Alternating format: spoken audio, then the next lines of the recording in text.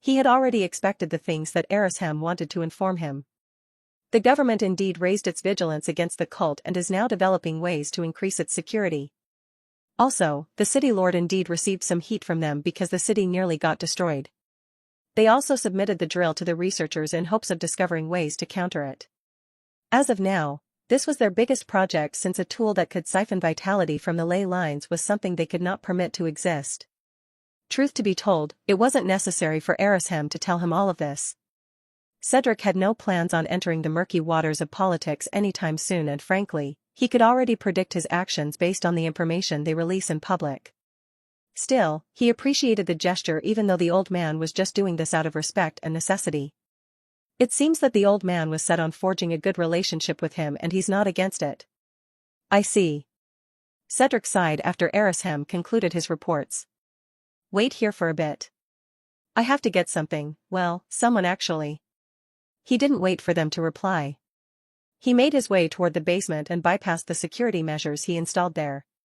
He then grabbed his captive who was in a suspended death state and brought him to his visitors. This is... Ereshkigal raised a brow. A cultist, of course. Cedric replied, unceremoniously dropping the guy's body in front of him. While all of you were busy dealing with the demons and cultist, I caught a response from their SOS. I initially thought that they wouldn't send reinforcements because that would be bad for them, but just in case, I went out to see if some would come. Cedric explained. Ereshkigal and the city lord's eyes narrowed after hearing this. Indeed, this was something that they hadn't considered. That said, they couldn't be blamed because they were dealing with pressing matters back then. To my surprise, a group of reinforcements did come. Cedric continued, in truth though, they were not reinforcements but replacements. They intend to use the ongoing chaos to blend with the surroundings and replenish their forces here. They also brought this. Cedric then took out an item that resembled a flag, catching the attention of his visitors. This is the tool they use to hide from our senses. This one is an upgraded version though. Thankfully, it's useless against me. I could see them plain as day even with this. I ambushed them. Confiscated all of the items I deemed important and spared this one to get information from him. He said. He then took out a memory chip which he passed on to Ereshkigal. That chip contains proof of how the interrogation went. I squeezed out as much as I could from that guy, but even so, there's still a small chance that he's still hiding something. That said, he's just an ordinary team leader for the cult I suppose, so he's not bound to know a lot. Most of the things he knew are already recorded on the chip. Ereshkigal and the city lord looked at him in surprise. Just from a single glance, they could tell that this captive was at least tier 4 in strength alone. The fact that Cedric, a mere tier 2, could not only ambush him but also catch him alive for interrogation proves that he's skilled enough to handle things on his own. The old man looked at the city lord and the latter nodded at him. Ereshkigal then pocketed the memory chip for safekeeping. Thank you for covering us. Seriously, depending on how much information you got from him, the rewards we have might not be enough to repay your efforts. Ereshkigal chuckled. There's really no need for that. I'm not really lacking anything so far. Cedric humbly replied. That might be the case, but still, you deserve this much.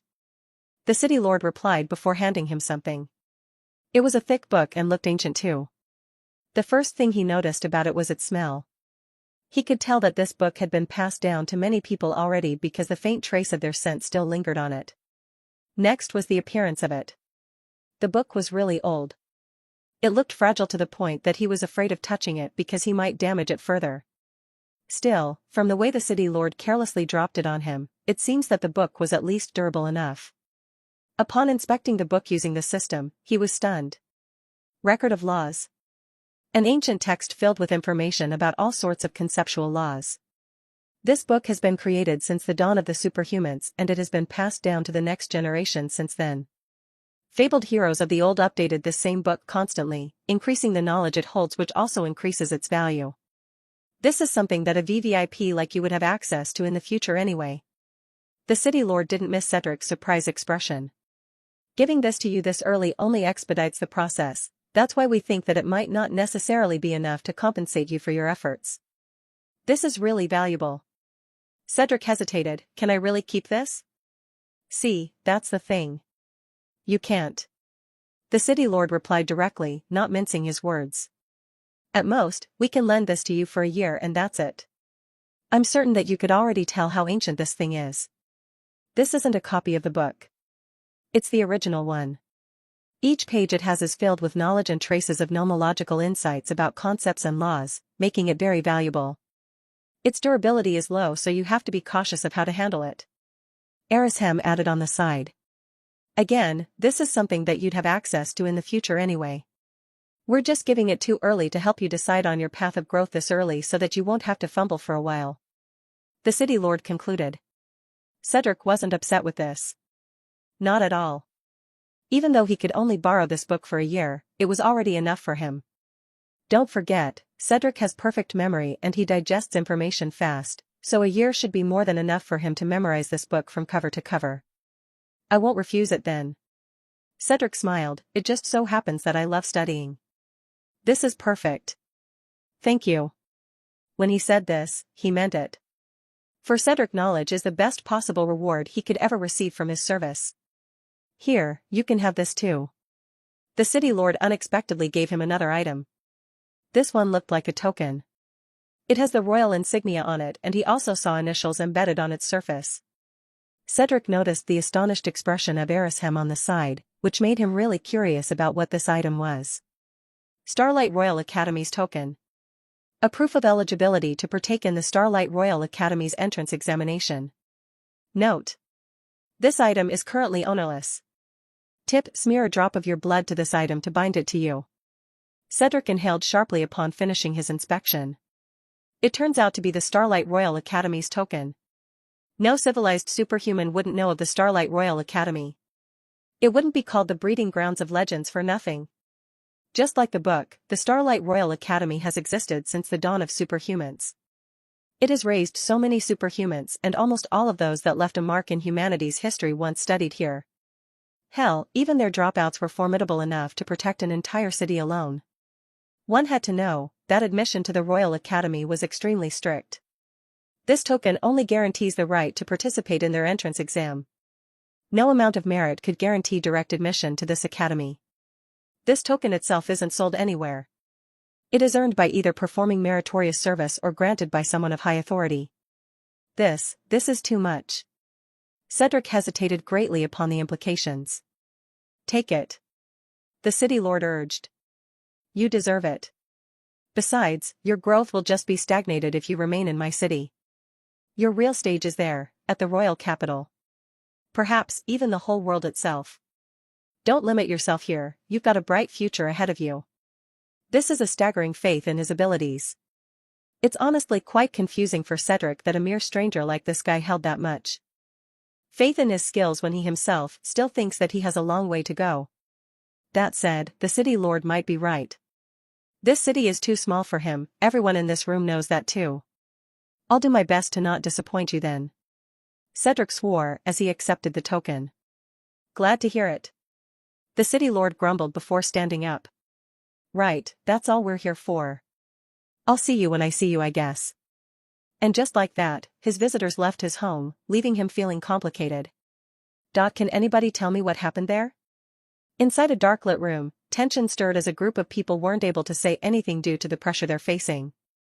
Under their hoods, their expressions marred trepidation, fear, and anxiety.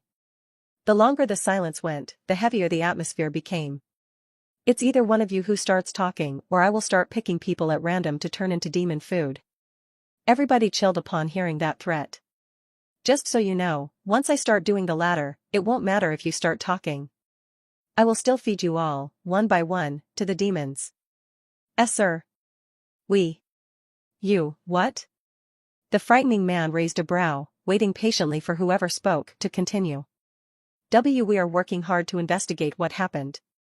The same man responded, from what we gathered so far, we could only conclude that the replacement group we sent somehow got ambushed. That's it? The frightening man asked. That's it, sir. The same man replied, we apologize, sir, we are working overtime to discover the identity of the party that's responsible for this and, if we're able to, we will also try to discover how they managed to intercept our signal. The frightening man stayed silent for a while, which didn't ease the group of people in front of him at all. Each time he tapped his fingers at the armrest of his seat, the frightened men's hearts would jump ever so slightly out of fear. Their leader wasn't the merciful kind, despite his rather calm demeanor. He had no qualms about reaping the lives of useless people if he deemed it fit for their punishment. He hates useless people the most, the close second is smartasses. This is why they're afraid of him. His threats earlier? They're not really threats, they're more like a promise, because they knew that he would definitely do that. That's why anybody who has worked for this man for a while will never try to test his patience. 5 days. Their leader muttered loud enough for everybody to hear. I will give you all a 5-day deadline. Before those 5 days were up, I wanted a detailed report on my desk. I want to know how they did it, who did it, and every intel they managed to learn from their captives. After saying that, a burst of red fog filled their entire room. Exposed to that red fog, the frightened men felt nauseous and even more scared. In an instant, they all felt like they went through hell and back. Frightening hallucinations attacked their minds mercilessly, causing their souls to shiver upon waking up from their brief nightmare. It didn't end there either. As soon as they woke up, they were acutely aware that something had invaded their bodies.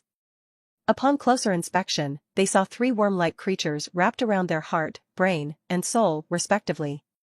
All of them despaired upon seeing that, yet nobody dared to even let out a peep. You know what will happen if you fail me. The leader decisively said before turning into a fog of blood-red mist dissipating into the air, signifying his departure. Silence pervaded the entire room for a solid 5 minutes, before somebody couldn't take it anymore and collapsed on the floor. The rest soon followed. Only a few managed to stay on their feet, but even they had pale faces underneath their hoods. It's over, I'm gonna fucking die.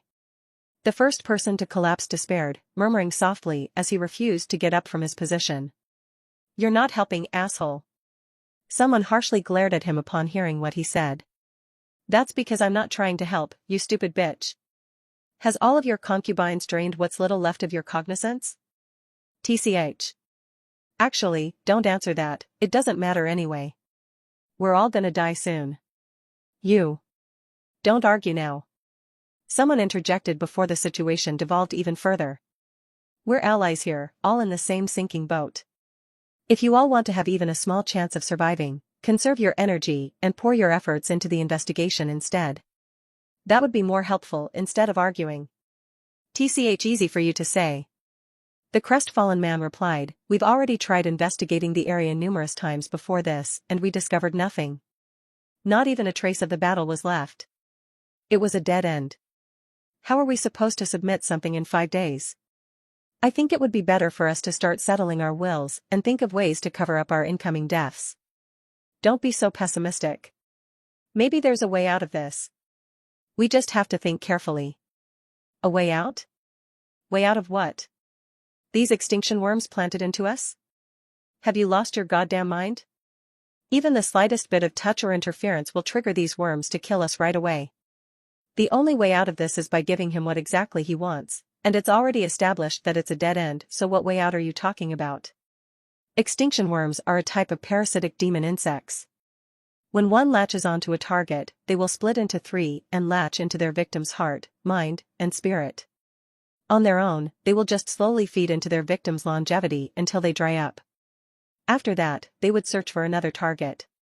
However, if they were raised by someone and bound through a contract, these worms turn into an excellent deterrent for unruly subjects because, at their master's will, they will instantly kill their targets. And because they specifically latch into the core components of the targets, being that they're called extinction worms. The atmosphere within the room turned even more gloomy upon hearing the logical response of the crestfallen man. Their situation was so despair-inducing that they couldn't think of any possible ways to solve it. No. I can't accept this. Someone calmly declared. There has to be a way. I didn't surrender my humanity just to turn into vessels for these worms. I don't care if there are no traces left. I will search high and low if necessary. I refuse to die like this. Having said that, this man turned away and left the place immediately. They figured that this person would once again survey the area where the replacement group disappeared to search for any possible clues. He's already desperate, so he didn't care even if it was already concluded that there's nothing there anymore. Can we maybe plead for leniency? One of the remaining cultists asked. I mean, we have contributed to our cause too. At the very least, that has to amount to something, yeah? Yeah, it amounts to our continued existence, dumbass. The crestfallen man sneered. What? Do you think that we'd live this long if we weren't useful? That might work for others, but to that guy? Hell no. Our tenure doesn't mean shit to him. To him, we're just means to an end. Sure, we have contributed to the cult, but in the grand scheme of things, we don't amount to shit. We're just branch managers. We're all expendable in his eyes. If I could, I would have already killed him for all of his posturing. Fuck this fucking unfair life. The crestfallen man swore angrily as he picked himself up and left the place without turning back. Silence returned after he left, but it didn't last long until someone asked, "What should we do now?" Another frightened voice spoke up. "The more we sit around here doing nothing, the more I'm convinced that we are indeed going to die soon." Nobody could offer anything to comfort that. All of them are stuck in the same predicament, and this inactiveness surely wasn't helping at all. "Hey, do you all think that we can get away with forging a report?" A suggestion was raised, which caught some people's attention. Elaborate. I mean, we're more or less fucked anyway, so why not take it to the extreme? The same voice suggested. The plan is we fake a report. Of course, we'll make it as believable as we could. I mean, we could at least discern what we think our enemies managed to know about us, right? We can also add fake proof of activity while we're at it. If push comes to shove, we could send another batch of acolytes as a sacrifice to make all of this even more believable. We just have to be really creative about this. Many were stunned upon hearing that suggestion. On normal days, they would have admonished him for even suggesting this, but with their current predicament, this is no less than a blessing. Everybody seems to be considering this suggestion heavily. So the same one who suggested it decided to add more fuel to the fire. You know what? Fuck it. I'll do it myself. I'd appreciate help, of course. If this shit works, then fuck yeah. We all get to live a few more days in this miserable world. You all should thank me and give me some resources for saving your hairy asses. If it doesn't work, then hell it is. At the very least, I get to say that I did my absolute damnest to live in this pathetic excuse of a world. Anyways, toodles. I have a report to make. After he met with the city lord, Cedric became even more inspired to train more. This is due to the opportunity given to him. He didn't want to disappoint his guarantor when the time came. Being admitted to the Starlight Royal Academy was a once-in-a-lifetime opportunity for any superhuman. Even participating in the entrance examinations could broaden their horizons, so Cedric wanted to be at his best form once it was time for him to take the exams. It wouldn't be now though. The minimum requirement to participate in the Starlight Royal Academy's entrance exam was to possess their token, which is already a difficult process in itself. They also wouldn't accept anybody who hasn't reached Tier 3 LV.1 at least. They also wouldn't accept those who have already reached Tier 5, so even if Cedric had the ability now, he wouldn't be granted access to it. Besides, the entrance exam only happens once a year and it already passed, so Cedric would have to wait for a few more months to participate, which is fine since he wasn't in a hurry. What's important right now is to increase his strength as best as he can. He still had a lot of growing up to do, and he couldn't underestimate the people he would eventually encounter there. Cedric was also taking his time leveling up. Even though he could theoretically charge through levels like nobody's business thanks to his invention that could purify demon souls, it wouldn't be wise since his body had to enter a period of natural adjustment each time he levels up to make up with the sudden changes on his body. His body adjusts fast, sure.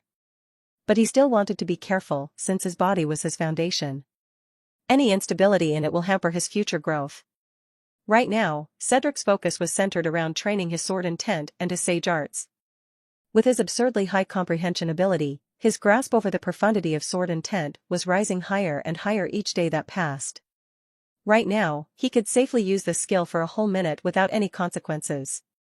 Using the sword intent, Cedric could essentially cut through metal as if it were a sheet of paper, effortless. Even materials like refined metals, heavenly silk, spell armor, and so on. The more potent his sword intent was, the easier it would be for him to render any defenses useless. Sword intent is at LV.5. It's a little slow, but it's growing so he can't complain.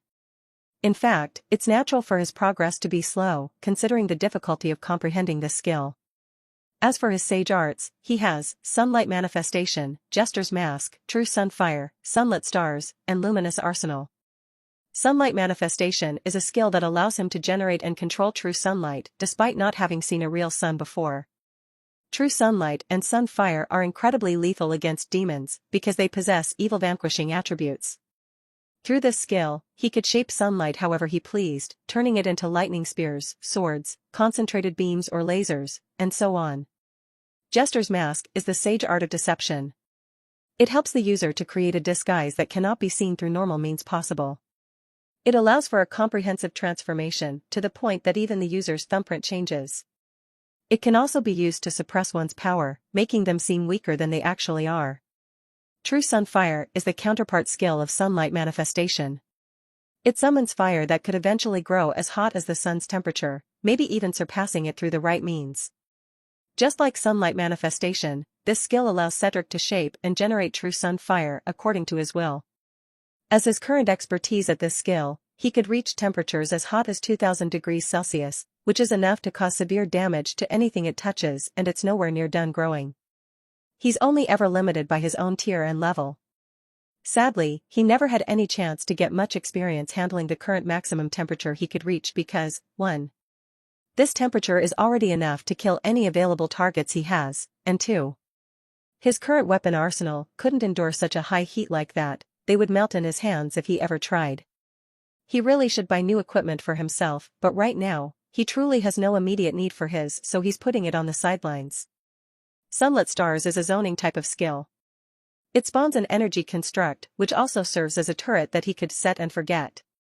They automatically target everything he deems as an enemy, shooting them with sunfire-infused projectiles. And finally, there's Luminous Arsenal. A skill that essentially extends the area of his attacks. Using it will summon a giant arsenal to strike his foes that follow the trajectory of his attacks, increasing its area and lethality. For example, if Cedric was in the middle of swinging his sword horizontally and he used this skill to go along with it, a giant gold-plated sword would suddenly appear, swinging down at the general vicinity of where he struck. Its reach would be about 10 times the range of his sword. Note that his sword intent applies to this as well. So one could only imagine how fearsome this skill could get. With how absurd this skill could get, it became one of Cedric's favorites, actually. All of these skills are wrapped into the skill, Sage Arts, so the more he trained them, the higher the skill's level increased.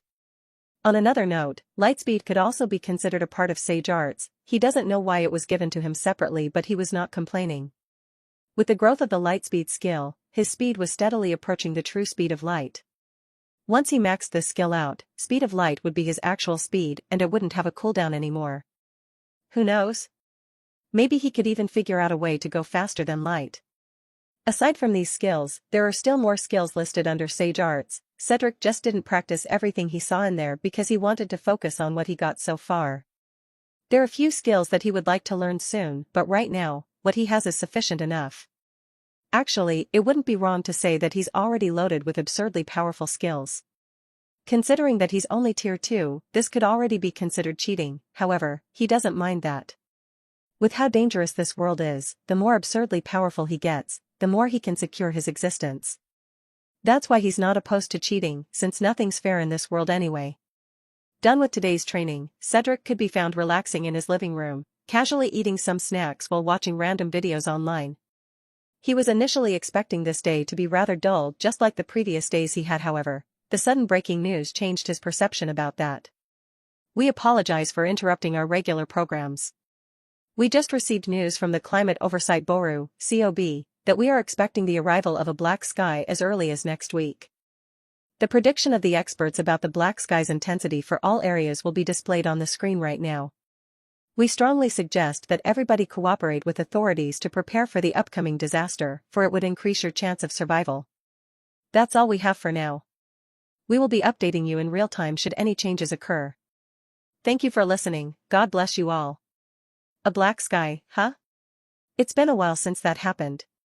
The last time was about 3 years ago. Cedric calmly recalled. The black sky refers to a unique change in climate that happened once the corruption of the world entered a specific degree.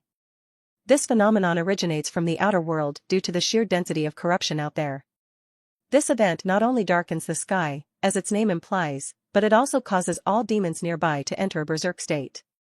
It's always certain that every time a black sky occurs, a demon horde will follow. And since the experts were anticipating that the black sky would hit the human civilization, that also means that everybody should expect demon hordes to attack. Spreading his senses out, Cedric picked up signs of distress and panic from his surroundings. As expected, this was bad news for everybody. What makes this worse is that the experts predicted that the intensity of the black sky that would affect the Black Thread City would be level 3, which usually means that not only will his black sky attract a far larger demon horde than normal, but it would also last for days, maybe even weeks. The city just barely managed to safely defend itself from the sudden appearance of Tier 5 demons thanks to the cult. Now all of a sudden, there's another large threat looming over it. Cedric sighed as he retracted his field of senses. The black sky is already a threat on its own, and he also believes that the cult will not let this chance pass. This is turning out to be a larger headache than before. The worst that could happen is a breach in the city's defenses, Cedric murmured as he stared out the window and into the sky. Anybody who had clear eyesight could tell that the sky was already darkening. It gives off an impression that a storm was coming, but everybody knows that that's not the case. This was the early signs of a black sky. According to the recent predictions, the black sky will occur early tomorrow. He mused, not much has changed, they are still expecting that the Black Thread City will encounter a LV.3 intensity black sky. Spreading his senses out ever so slightly, he could feel the tension in the air. He could smell and feel people's fear from where he was. It's to be expected though, since they'll be encountering a fierce natural disaster in a couple of hours. Everybody was making their own preparations. Some of those who were weaker and less confident decided to apply for the nearest shelter to them, seeking the protection of the military. Other capable superhumans aren't as willing to abandon their homes and decide to stay, fortifying their houses as much as they can in case of emergency. Cedric could also sense how busy the government became under this threat. Soldiers could be seen running around, going door to door, to inform citizens about the black sky just in case they need it and offering them security options. They're also handing out rations this early to the less fortunate people who might suffer the most either by their stubbornness or overconfidence. They had visited them too, but Cedric had no plans on taking refuge within their bunkers because he's more confident about surviving this disaster on his own. Right now, he doesn't like the idea of sharing his fate with a huge group of people. Cedric still couldn't bring himself to completely trust the government with his life. Sure, he had worked with them a few times, but it's mostly out of necessity. A LV.3 intensity black sky was bound to be fierce. It will carry large groups of demons along with it and a potent cloud of pure corruption from the outer world. The city's defenses are good, but he doubts that it's good enough to handle this kind of disaster. He could also tell that the authorities here were understaffed, but that was no longer his problem. I've reworked the formation installed in my home. Strengthened it and made sure that it was working properly. With how fortified my home was, I'm pretty sure it could survive a direct hit from a nuke, not that that's any special. Many buildings around this city could do the same, but for an individual's house like mine, that should suffice. The formation in his house was also enchanted to become less visible to anybody nearby. He had taken inspiration from the last cult base he found and applied the same thing to his house, because it's gonna be useful. Doing this also maxed out his skills as a scribe, as well as all skills related to it. If he wants to, he could choose to apply for another subclass, but that's not important right now. The black sky is a more pressing matter compared to choosing which subclass he should learn next. His senses scanned the neighborhood. He then discovered that only a handful of people stayed there, including him. Most of them immediately left once the announcement was made. Erica was also not here. She told him that she'd be seeking refuge with her relatives near the core area of the city. That's a lie though, Cedric could tell. By now, Cedric already put the pieces together. He knew that Erica was a member of the Outer World Expedition Team, OWET. She's also fairly strong and important from what he had gathered so far. He guessed that she might have received a request from the government to lend her aid to the defense of the city. She was not in a position to ignore the call, so she left to participate. Well, it could also be for an entirely different reason too. Cedric's not omnipotent after all, but he's fairly confident that he's right. Since he was done with his preparations, Cedric used his time to relax instead. He already did everything he could possibly do to protect his home with his current strength and abilities. The next part relies on the test itself. Another problem that might show up, however, was the cult. Cedric already dealt with them once, and he already experienced how rigid and stubborn they could get. He wouldn't be surprised if they decided to take advantage of the black sky to infiltrate the city once more. They'd probably do so amidst the chaos. He already informed Eresham about his prediction. The old man has to reply though, but he knows that the old man already saw his message, so it's up to them now. I guess I'll just help when they're pushed into a corner. He mused to himself as he took a sip of his tea. Eresham should be incredibly busy right now, so he didn't blame the old man for not replying. He actually pitied the old man since, at his age, he should be playing with his grandkids and taking afternoon naps. Instead, he has to run around here and there to make sure that the city remains standing. Cedric's not envious of his fate at all. And if Eresham was already like this, just imagine how worse it was for the city lord. He sighed at their fate and said, "Such is the life of a civil servant, I suppose." The hours that came made the surroundings darker and darker. Night seemingly came early because of it. In each hour that passed, the anxiety of people gradually became more intense. They're frantically close to panicking right now, and Cedric could only sigh at that. He vaguely recalled how his last experience of the black sky went. He was still at the RMC at that time, protected by the wardens and the chief. Since the place was heavily fortified and the black sky was at its lowest intensity, it wasn't all that terrible. Actually, now that he thought about it, he pretty much just stayed in his cell the entire time. He could even vaguely recall hoping for a demon to be lucky and head straight to him to end his miserable existence. Yep, he was suicidal at the time, that's already been established. Fortunately, it never happened because if it did, then he wouldn't have experienced his current life. The folks at the RMC held on just fine. The black sky only lasted for a whole day before dissipating. There were no casualties either. Judging from the prediction list of the experts, the Blue Jewel Valley will only experience a LV.1 intensity black sky, so it would just be a repeat of the last time. The folks over there should be fine. A couple more hours passed and the surroundings turned even darker.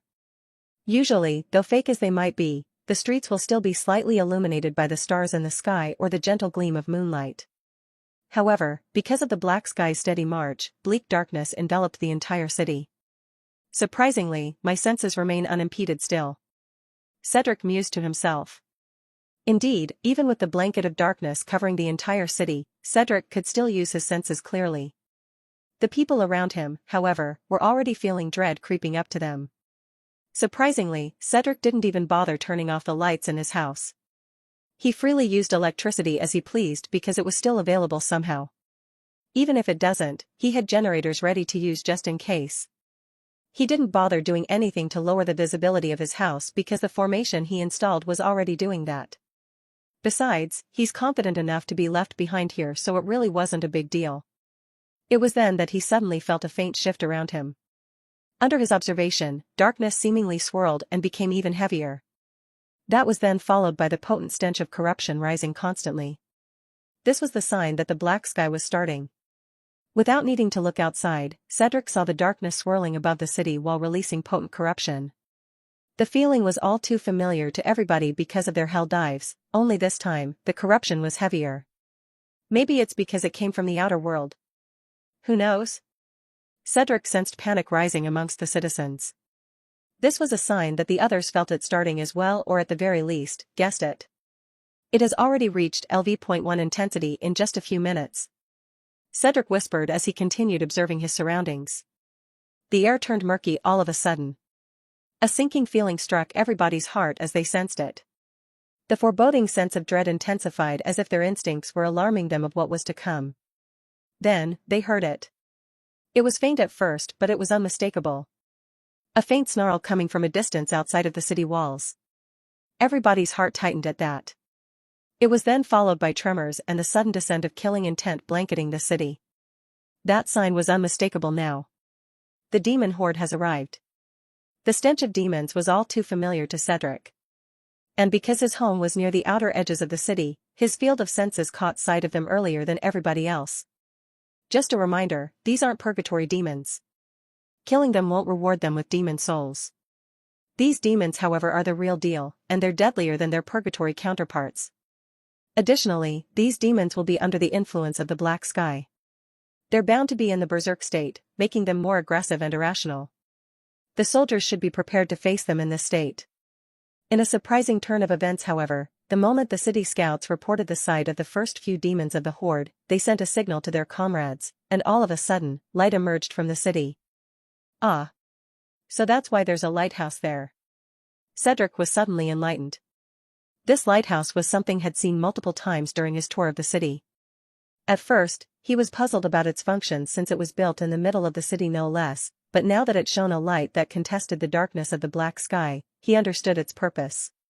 The light of the lighthouse illuminated the entire city, enough to not only restore visibility in everybody's surroundings but also to give hope to its citizens. Unfortunately, it doesn't contain the essence of sunlight. If it did, then it would have helped immensely against demons. Cedric mused to himself. Though thinking about it some more, it was unfortunately expected to be like this. After all, the majority of people who were born after the cataclysm only knew about the fake sun, which they still think was real. So it wasn't surprising that none of them knew how to replicate what true sunlight feels like. He would have boasted about his ability to recognize true sunlight, but that's only because of his class, and Lord knows that he was lucky to have encountered that, so this wasn't something he could be proud of. Still observing his surroundings, Cedric saw how the first wave of the Horde arrived near the city. They were met with open fire from the soldiers stationed at the walls, of course. The sound of the clash drowned the entire city, producing aftershocks all over the place. Cedric saw mounted turrets and cannons installed on top of the walls, recklessly bombarding the incoming wave of threats. Each shell left a trail of fire that burned demons to crisp, spreading as far as the eye could see as well. This would have been a decent strategy if it weren't for the fact that some demons of the Horde were highly resistant to fire. Still, the fires were enough to lessen the number of demons trying to scale the walls or knock them down. Aside from bombardment, the soldiers also had to be wary of the flying units. To counter those, they hired several people who have long-range superiority to deal with them. He had seen archers raining down arrows to pin down their targets, mages chucking elemental projectiles left and right hoping to hit at least a single target, and so on. Overall, the initial response towards the Horde was satisfactory. The defense was holding up well and strong under the assault. However, this is just the beginning. You better pace yourselves, people. Cedric sighed, this is going to be a long fight, you better conserve your energy wisely. A LV.3 intensity black sky might last for an entire week, and the Horde it brings will be large. If you go all out now, you'll run out of gas pretty soon. If he could think about this, naturally others would be able to. He didn't know how far the city lord and his men planned to deal with this, so all he could do was hope that they had a decent response for following developments at least. Still, he continued observing the situation in the comfort of his home while also paying attention to other things, such as monitoring the gaps in the city's defenses and paying attention to the online broadcast of news channels. The black sky was happening across the continent. Many cities and states are experiencing it at this current moment.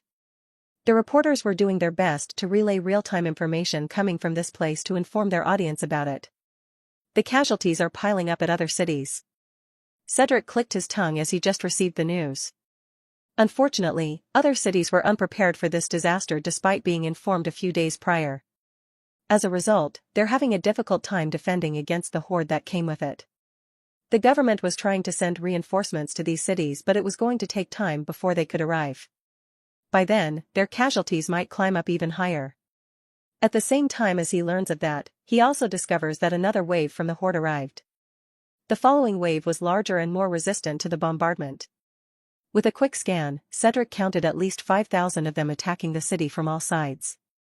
It's also in this wave that the army of the city faced their first batch of casualties, and they were caused by insect demons. Insect demons are probably the most hated demon type ever. Not only were they disgusting to look at in general, but they were also extremely troublesome to deal with. They took on the form of locusts, bugs, worms, etc. They also have varying sizes, but the majority of them were bound to be on the smaller side. However, despite being small, they are not to be underestimated. As an example, a nest of insect demon type called hell hornets was more than enough to eliminate all life in this city if nothing they got in successfully. They are incredibly swift and their stings were so potent that they could easily kill any unsuspecting targets. The pesky little buggers weren't just nasty in appearance, they're deadlier when biting too. He saw a few people dropping dead from sudden poisoning, screaming from excruciating pain, or downright exploding out of nowhere. Due to the flashing lights and the hectic atmosphere on top of the walls, the insect demons were less noticeable, allowing them to weave through the projectiles being thrown around everywhere unscathed. Of course, their first cause of action was to eliminate the humans who were trying to impede their way into the city. And they did just that. Fortunately, the soldiers managed to discover them right after the first round of casualties occurred, so the amount of injured/dead people slowed down. The soldiers were told to increase their vigilance without stopping the bombardment. As much as the insect demons were a threat to them, they just can't afford to stop firing at the rest who are still coming through from the thick black fog surrounding the city. Cedric saw the city lord watching all of this occur from a distance. He was surrounded by several people with the ability to monitor the situation from afar, sharing what they knew with him and making reports in real time. Eresham was also with him. Both of them stayed here since it was not yet time for them to join the battle. Even with the casualties they had so far, the situation as a whole was still manageable, so they weren't needed just yet. So far, Cedric has only seen tier 3 demons from the Horde, and there are only a few of them that have shown up so far. Their current level of defense has been enough to deal with them, so he agreed that both the city lord and Eresham weren't needed just yet. Beast demons, insect demons, and avian demons. Cedric mused to himself, so far, it's these types of demons that I see the most. This tells me that the nearest outer world from the Black Thread City should be a great jungle or mountain range. He could guess this much thanks to the added information he analyzed from the online broadcast. The types of demons attacking them aren't the same from one city-state to the next. Through the process of elimination, he deduced that the demon types they'd be facing must depend on what kind of outer world was near their city.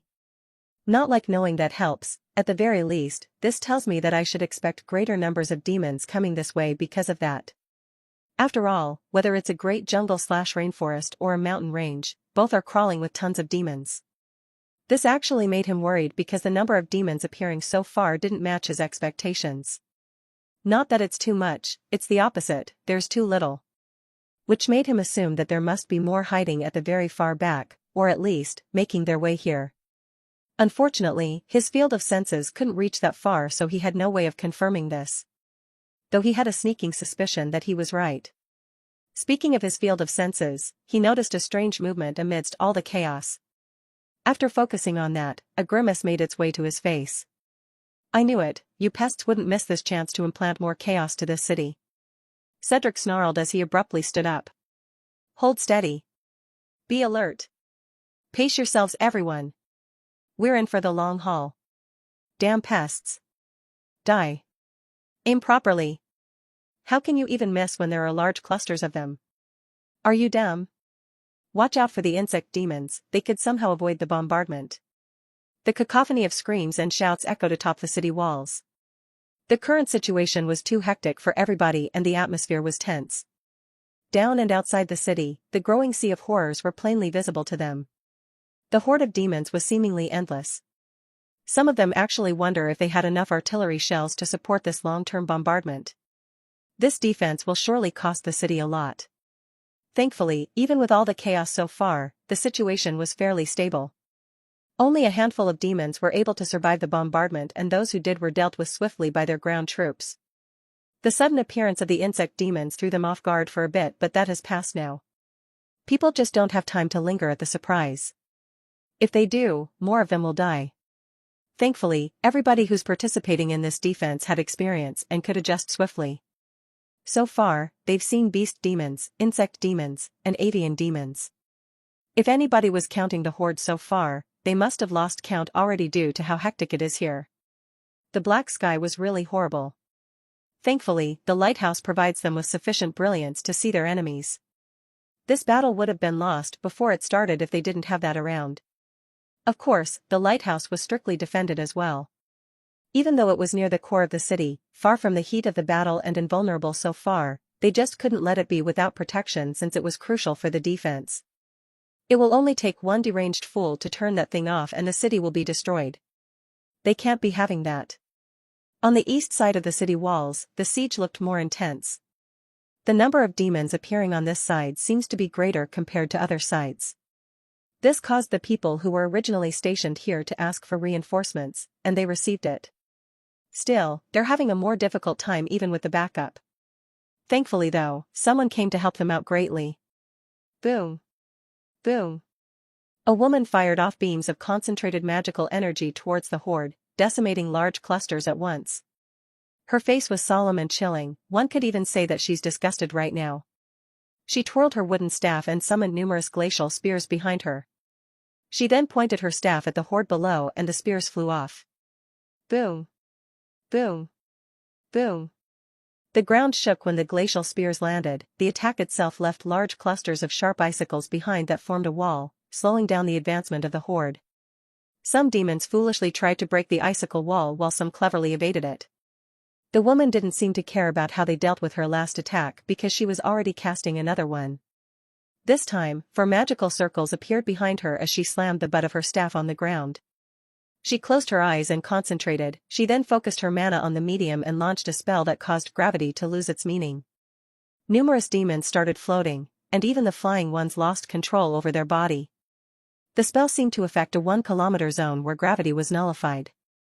Then, from behind her, the magical circles flashed and released large meteorites oozing with lava. She then shot it at the floating enemies, burying them in the residual pool of lava that her last spell left behind. The humans who witnessed her might be glad that she was on their side, they couldn't help but admire her sheer skill at weaving one spell after another. Her last attack actually displayed her ability to dual-cast spells, which is a rare ability even amongst the army of mages that have gathered in this city. This woman is Francine Monalise, also known as the Prodigal Witch. She's an A-rank superhuman mage who reached tier 5. Her class is called the Elemental Witch, a legendary tier class which she bought from the shop. Also, she came from a wealthy family, like a really, really wealthy family.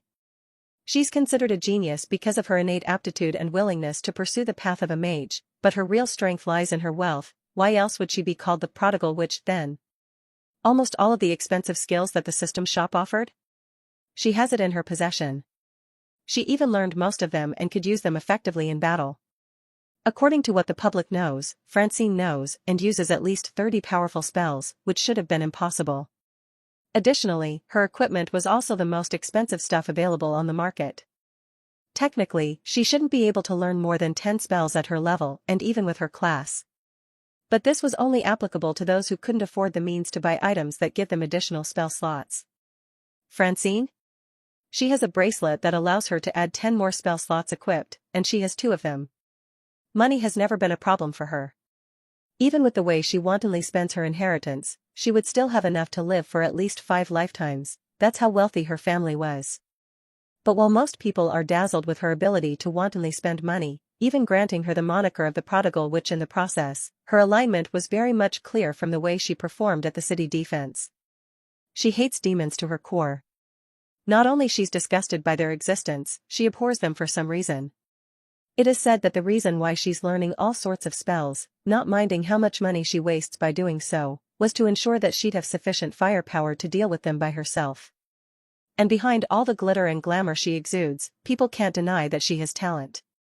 Buying all sorts of spells to learn was one thing, successfully learning them and using them effectively was entirely different. Right, Francine was also one of the VIPs in the city. Rumor has it that she bought her way to this status, which shouldn't be possible, but like what was mentioned, Francine's family was really rich. With that much wealth, the means available to her would be numerous, so the rumor might just be correct. I should really pace myself here. They said that the black sky would last for a week at most. It hasn't even been a day since this started. She mused inwardly while weaving spells at the enemy. But damn it. These demons are just really insufferable. They're irritating to look at. Seeing them just irks me to the point of violent hostility. Boom. Boom. Boom. Whatever, I've got a lot of options to restore my mana anyway. If I run out of it, I could always just buy more. I'm sure the system shop will never run out of them. Because of her deep-seated hatred against demons, it took little to no convincing to have help with the city's defense. Erisham visited her once the announcement was made and he didn't need to say much to get her help. Hell, she even nearly volunteered for it. Actually, yeah, she is a volunteer. While the rest were promised compensation should the city survive this event, Francine has no need for it.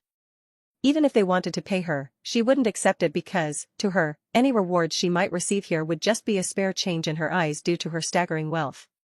So yes, she might as well be a volunteer. Francine seemingly sensed something strange, causing her to peel her attention away from the enemies below her. She turned towards the city and narrowed her eyes. She scanned her surroundings for a bit but failed to notice anything strange. She was skeptical at first, but after failing to notice anything, she shook her head.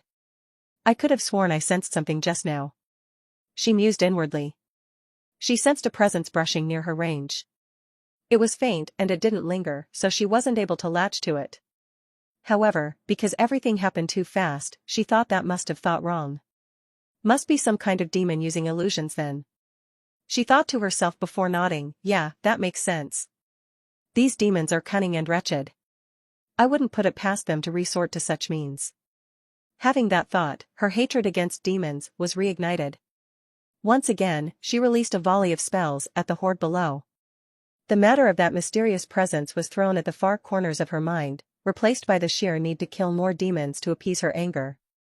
Unfortunately for her, she was wrong this time. She did feel a presence, she just failed to see them because her means weren't sufficient enough. However, that's fine. What she failed to notice was spotted by someone within the city. She didn't need to worry because that someone would deal with the thing she missed. The plan was simple. Take the advanced heaven shrouding plate and activate it to hide their movements.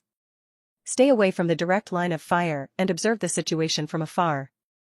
Find a hole in their defenses, there would be some due to how hectic the situation is, and once it is discovered, use that to infiltrate the city. Once they're inside the city, they must find an inauspicious spot to set their temporary base. They must make sure to hide their movements and be extra careful because everybody would be on high alert. Once their guard was down, blend in and re-establish the presence of the cult in this city. Really, they have all the means to achieve their goals. They've been given sufficient supplies to ensure the success of the plan. They were careful all the way through and so far, nothing went wrong. So why? Why is it that somebody was waiting for their arrival? This person even seemed amused at the way they hid themselves when it shouldn't have been possible for them to be seen. The first half of the plan went through smoothly.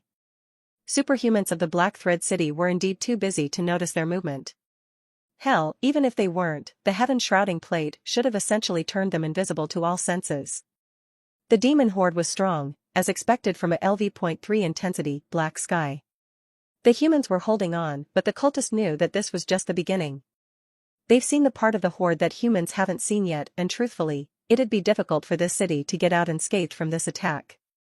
If they turned out to be weak and couldn't handle the rest of the horde, then it's perfect.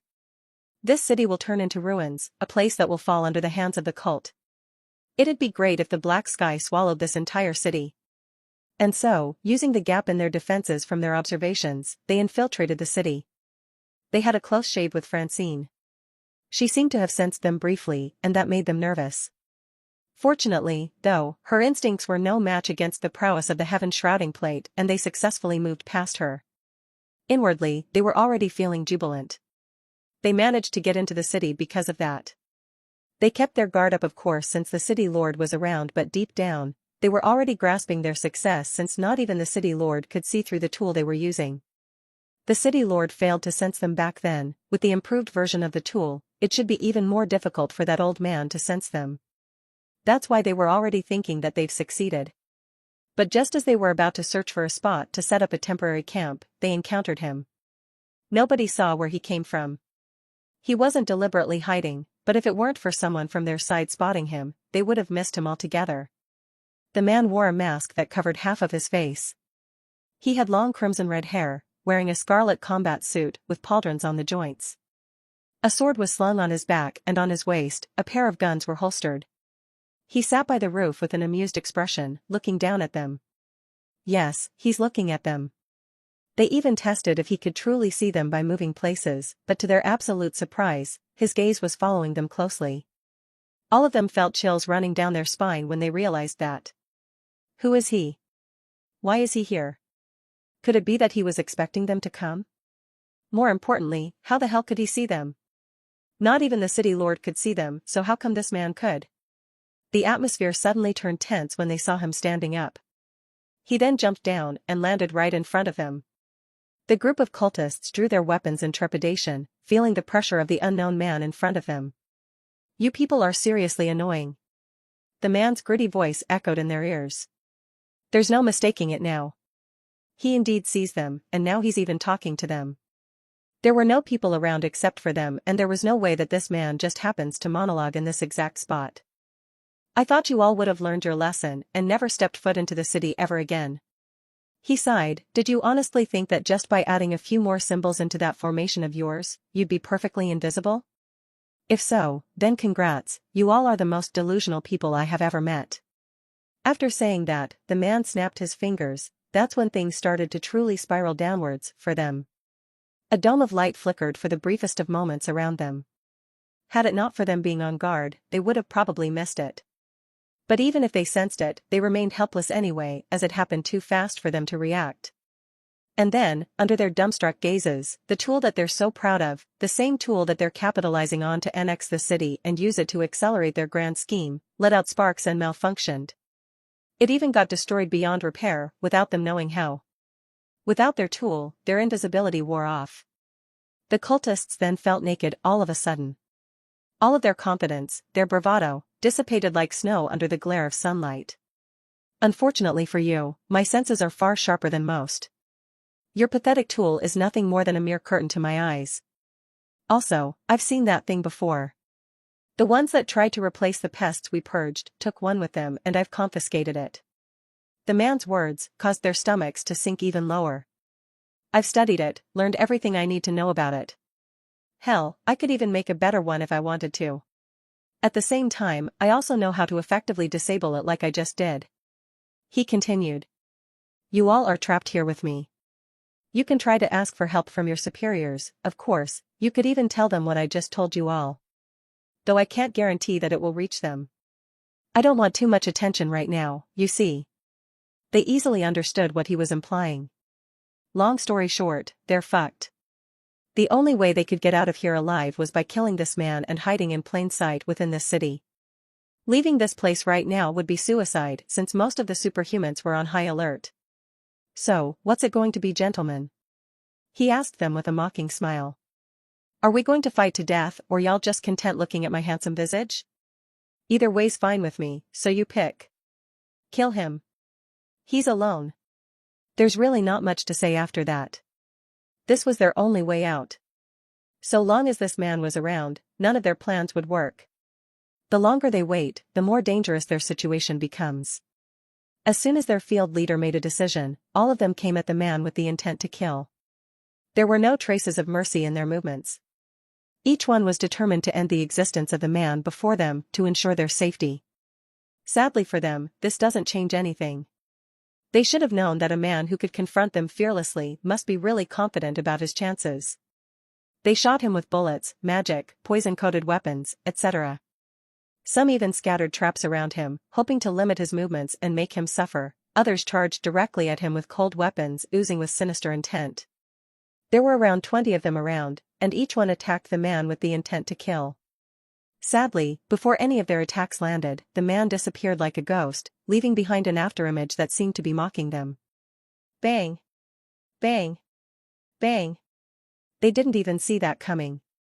None of them saw how he moved or when he drew his guns to fire a hail of bullets towards them. It happened so fast that none of them were able to react to it. As a result, all of them were injured. Some were shot at less threatening spots, while others were immediately killed on the spot. The sense of crisis escalated like no other. But before they could even make any sort of plan to respond to this, their enemy was already moving. Again, everything happened way too fast. They only saw a flash of light zooming past them, and that's the last thing they saw. All 20 cultists who were initially jubilant of their success at infiltrating the Black Thread City, died with overwhelming regrets. If they had it their way, none of them would be a part of the cult, much less be here to do this thankless task that led to their deaths. After dealing with the pesky cultist under a fake identity, Cedric sighed in relief before cleaning up the scene. Once he was done, he surveyed his surroundings one last time to make sure that he didn't miss a spot. Satisfied, he dashed back home, not even bothering to lend aid to those fighting atop the city walls. They don't need his help right now, anyway. It's been days since the Black Sky started at the Black Thread City. The poor soldiers who defended the city were extremely exhausted. Looking at their faces, this was clearly visible, some even ran out of energy altogether and fainted. Even those who boasted of having a lot of stamina were down for the count. It's already a miracle that some of them were even standing at this point. The city walls had seen better days. It's battered and severely damaged in some places. There had been a few holes here and there, but most of them had been closed up to prevent demons from using it to infiltrate the city. So far, despite the army being battered, their defense was still holding up as best as it could. It was incredible, but it's also a product of desperation.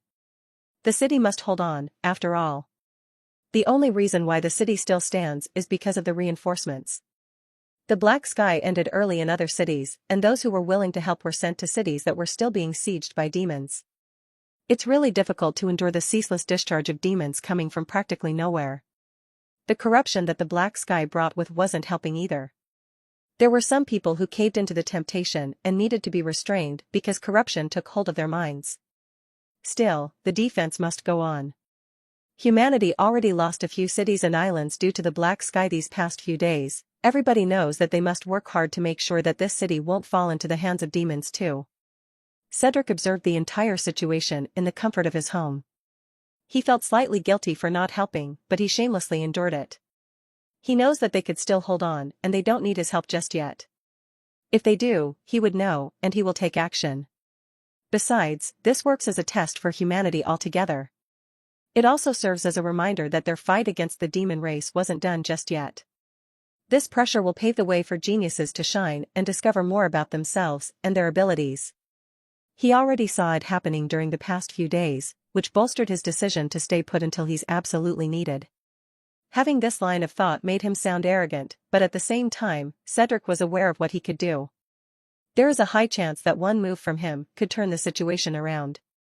He doesn't want to expose himself just yet because if moved too early, the flow of the battle might develop into something disadvantageous for them.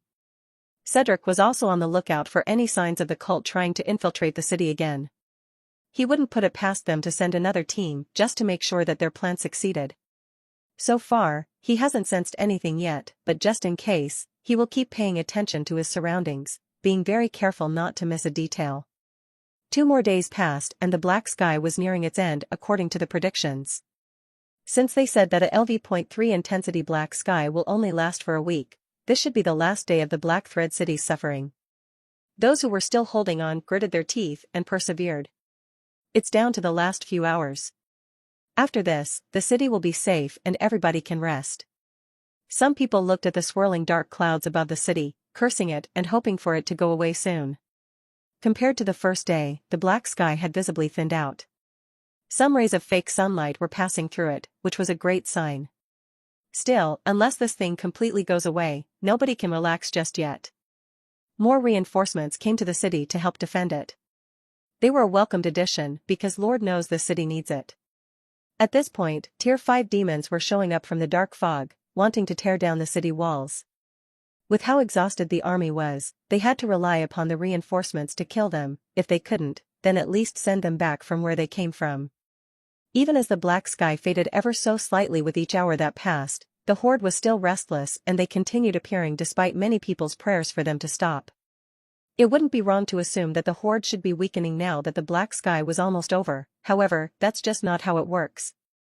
In fact, the closer the Black Sky was to ending, the more feral the demons became. Boom. Boom. Boom. All of a sudden, the city shook to its foundations. A large explosion caught most people's attention and it was coming from the west side of the city. City Lord, it's bad. The west side wall has been breached. One of the exhausted commanders of the city's army reported. Actually, even if he didn't say anything, the city lord already knew what happened. As soon as the soldier was done reporting, the city lord was already leaving his post. I'll go. You all stay here and make sure the lighthouse remains untouched. The city lord commanded. Before he could receive a reply, the city lord already disappeared from their sight. With astonishing speed, he dashed towards the wrecked side of the city to help them out. When he arrived, he saw demons pouring into the breach. The injured and panicked defenders were doing their best to hold them back, limiting their movements or outright immobilizing them to prevent them from going any further. In a burst of surprising speed, the city lord apprehended the demons, catching most who were trying to tear down the nearby buildings and reducing them to meat pastes. Once he was sure that there were no stragglers, he showed up near the breach and stomped hard. He caused rubble to rise to the skies. He then jumped, caught the rubble, and started throwing it to all demonkind he saw. He wasn't throwing them carelessly too, he was deliberately throwing them in a way that would build a funnel on the breach to limit the movement of demons. When he was done, the funnel was made around the bridge. The city lord stood proudly at the end of the funnel, with arms crossed and a cigar in his mouth. He then saw the feral demons charging towards him, so he grinned. He clenched his fists and cocked them back. He then threw a punch which caused the space to collapse in front of him, causing a vacuum to explode. Demons who weren't able to escape his attack exploded into bits and pieces after receiving his attack. The army who saw the city lord lending his aid felt relief. The old man straightened back, gives off an impression of invincibility, allowing the army to be thankful for his presence. With the city lord with them, the demons shouldn't be able to do any harm to the city, despite managing to destroy the city walls. Sadly, this was just the beginning of the city's misfortune. City lord, bad news. There are at least 20 tier 5 demons heading that way. The city lord nearly choked upon hearing that. We've also sensed fluctuations of more tier 5s appearing on other sides as well. We don't have a clear grasp on how many was still hiding just yet, but we assumed that there would be more. The city lord snarled and cursed upon hearing that report. Does the heavens really want to destroy my Black Thread City? He whispered to himself as he felt hope draining out of him. Just those 20 tier 5 demons heading his was already spelled disaster for this city. The last time he encountered this many, he had help. That's the only reason why he survived. Facing that many who are in a berserk state thanks to the influence of the black sky? Even if he had the help from before, the city lord wasn't confident of handling that by himself. Moreover, the news spreads fast. The report was just made a minute ago, yet many people already learned of it. Despair gripped their hearts, their fear escalated to the maximum upon hearing the threat that was coming. Some were already bracing their end, while others were making preparations to desert the city. Normally, forsaking the city like that would have been punishable by law, however the city lord couldn't blame them for leaving, given how dreadful the challenge was before them. When he saw the group of tier 5 demons heading his way, the city lord could have sworn that they were jeering at him, seemingly mocking his pathetic attempt of sacrificing himself to defend this hopeless city. But as the city lord was preparing to face his death and die like a true warrior, an unexpected development occurred all of a sudden. Large golden orbs appeared on each side of the city, atop the city walls. These orbs provided warmth and security to humans and brought the opposite to the demons. Before anybody could say anything, the golden orbs started shooting projectiles at the demons, piercing them and reducing them to dust in mere seconds. It was then followed by a golden pillar of light that appeared at the center of the city, piercing the fading black sky itself. Those golden orbs of light seemed like miniature suns. Not only did they provide warmth to people around them, but they also brought hope and a source of power. Nobody saw how they appeared. In fact, those who tried to probe the orbs couldn't trace anything. They don't know who produced them nor how they work at first. All they knew was that they suddenly appeared when the situation turned for the worst. Imagine their surprise when, all of a sudden, the golden orb started spinning fast and proceeded to shoot projectiles at demons. What's even more surprising is that, everything those projectiles touched turned into dust in mere seconds. Their firing speed wasn't slow either. Some experts saw and calculated that the orbs were shooting out at least 6 shots per second. What's even more absurd is that those projectiles do not miss. Each shot was approaching the speed of light, they seemed to track heat for nobody saw even a single projectile fail to kill a demon so far, and if one shot wasn't enough, then 2 it is, at least for the weaker enemies. Those who needed more to kill will of course receive more. The surprise didn't end there either. Just as everybody was marveling at the sudden appearance and ability of the golden orbs, a pillar of golden light erupted from the core of the city, drowning everything with a golden radiance. Nobody was prepared for it. Thankfully, it wasn't an enemy attack. Everything that golden light touched was purified, yes, this includes the black sky itself. Those who were showing signs of being corrupted instantly felt their mind clearing up. The psychosis induced by the corruption was instantly silenced by the sudden eruption of that golden light. Beyond that, the golden light healed everybody to their peak state. Yes, everybody, as in every single person within the city was healed by that golden light. Even those who were barely clinging to life were healed back to their peak state. And as the golden wave of light traveled and touched the army of Tier 5 demons wanting to bury the city, they turned incomparably ferocious. Demons who were touched by the golden wave of light suffered extreme agony and were severely weakened. Everyone else felt it too. The demons were already dreading those miniature suns atop the city walls, and now they have been weakened by another attack they haven't seen before. The sheer suddenness of the tables turning could give anyone a whiplash. The sky has been cleared, allowing the fake sunlight to shine down the city. While demons were suffering, the majority of humans in the city were still gobsmacked by the sudden turn of their situation. Kill. It's unknown who shouted this, and it probably doesn't matter. What's important is that, whoever shouted just now, woke everybody up from their stupor. Finally understanding that the tables have turned in their favor, shock faded from their faces and was replaced by killing intent. Everybody was back at their peak state, they were brimming with energy and desire to eliminate demons who were still suffering from the aftermath of the sudden attack. The army Tier 5 demons who seemed invincible just a moment ago have become prey to slaughter. Spells rained down on them, and so did all kinds of attacks. With the disappearance of the black sky, their berserk state also disappeared. With the injuries they accumulated as well as the vigorous desire of humans to kill every single one of them, they had no choice but to kill their way out. But how could humans allow that to happen? Wasn't this the best time to deal a harsh blow to an army of demons? Did they really think that they could just come and go to their civilization and not suffer any consequences? Where would the pride of humans be if they let that pass? So of course, they chased after them. The once terrifying army of demons turned into dogs running with their tail between their legs. This was the perfect chance to eliminate them permanently, so why hesitate? Everybody mobilized, most of them even jumped down the walls to personally tear demons apart. Everybody was hell-bent on exacting revenge for what they suffered during the past few days. Ereshkigal and his Shadowrunners joined the fight as well. As for the city lord, he was cackling madly as he tore through the army of demons with palpable vigor. He could confidently say that he had never felt this good before. All the stress, anxiety, and despair dissipated the moment he realized what was happening. For him, that golden light was nothing short of a god's divine intervention or miracle. Not only did it cure recent injuries for everybody, but it also got rid of the hidden injuries he accumulated from all those years ago. Injuries that not even the most proficient healers and saints could heal. It's also healed one specific injury that has been holding him back for many years now. The source of his true despair prevented him from knocking at the doors of Tier 7, the bottleneck that stopped him from advancing for nearly a decade now. It was an injury that he got from an expedition to the outer world back then.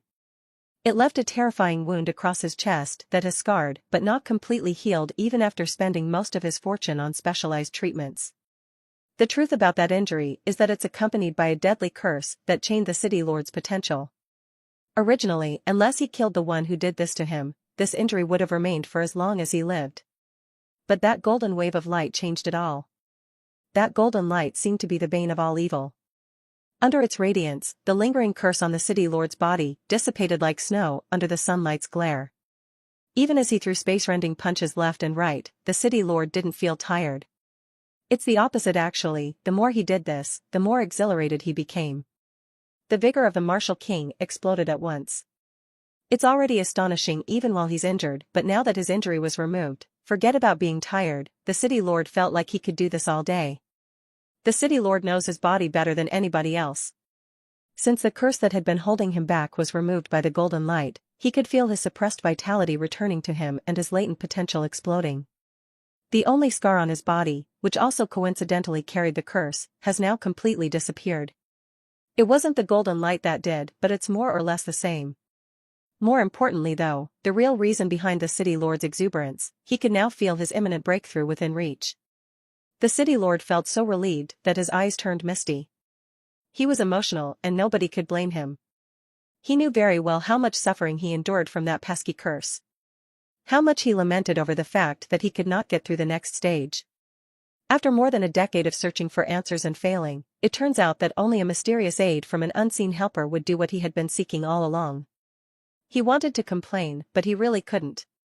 Not when he's feeling so relieved and lighthearted that he could go back to his roots and advance his power that has stagnated for more than a decade now.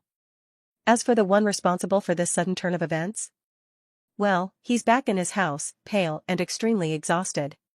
Shit, I barely had enough energy to handle all of that. Cedric groaned as he nursed his head. He weakly drank some water and lay down on his bed. He already calculated his expenditure and knew that this would happen, but still, he underestimated the backlash of releasing more power than he could handle. That's fine though. With that done, I could rely on the rest to finish the demons off. He sighed as he rested. He used 2 skills from his sage arts just now. They were the sunlit stars and a new one called Light of Dawn. The sunlit stars were those golden orbs. As for the Light of Dawn, it's a mass healing spell that is frankly beyond his current skill level to cast, but he did it anyway through sheer grit and determination. It's also why he's weakened right now. His lack of expertise caused him to experience backlash from the skill. That was the first time he used the Light of Dawn. He should already be thankful that it worked just fine, despite him being severely weakened after using it. Thankfully, he had an absurd physique. He will recover within 2 hours, so what he did wasn't severely threatening to him. He exerted himself for that act, yes. But he did provide massive help to the people around him. Even though he's determined to never let anybody know that it was him who did that for now, the mere idea that he helped turn this situation around for the better was enough to make this exhaustion worth it. Even with his senses disabled, Cedric could tell that the humans won this war already. He could rest easy and recover, not having to worry about the final outcome. With the threat of the black sky gone, the city focused its efforts on rebuilding and recovery. The walls had been badly damaged and there had been casualties. That said, compared to other cities or islands, the Black Thread City came out relatively fine, despite its lack of forces. If you'd ask its citizens, they would say that this was only possible because of that miraculous event where the miniature suns appeared and a golden flash erupted from the depths of the city. Sadly though, not everybody was happy about this.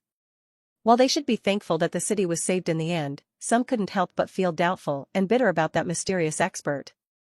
Why would that person only help at the last minute? If they had shown up earlier, wouldn't all of these casualties be prevented then? If they had shown up earlier, they could have ended the black sky and prevented people from dying. Why did they have to wait until the very end before making a move? Some argued that the mysterious expert might have been someone who just passed through their city and decided to lend aid before moving towards other places where their help was needed more. But this idea was quickly shut down since there were no reports of similar miracles happening in other cities, so people thought that whoever caused those miracles might have been a selfish person. This sentiment got the sympathy of those who had lost a loved one in this event.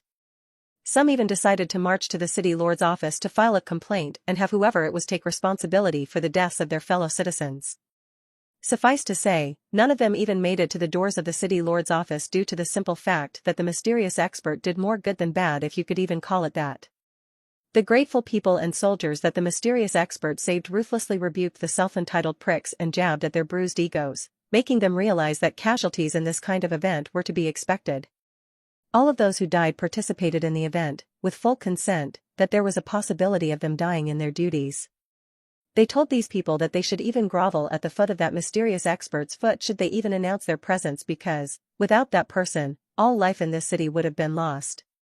This place would then become a den of demons from this day onwards.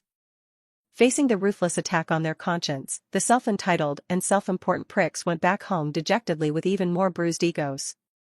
They were openly rebuked in public and practically 90% of the people in the city were against them, so how could it even make a difference? All of this, though, wasn't something that Cedric concerned himself with. He had recovered after sleeping for the majority of the day. He even felt better than the last time he was awake. Spreading his senses to survey the city, he immediately heard the gossip about him and smiled wryly. That said, even though some people were doubting his intentions, he only shrugged at this. They don't know who he was. Even if they did, he doesn't owe them an explanation.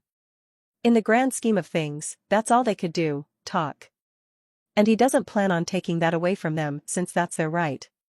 His ego wasn't that fragile either. Again, all those people could do was to talk shit about him and nothing else. Words like that are meaningless in a strength-oriented world like this one. Besides, the majority of the people were thankful for him, despite not knowing his real identity. That's enough for him, so he stopped paying attention to it. The reconstruction of the walls had already begun, from what he saw. People were already moving about, helping with the recovery of the city so that they could go back to their regular lives. Though the atmosphere was still tense, at least it was getting better.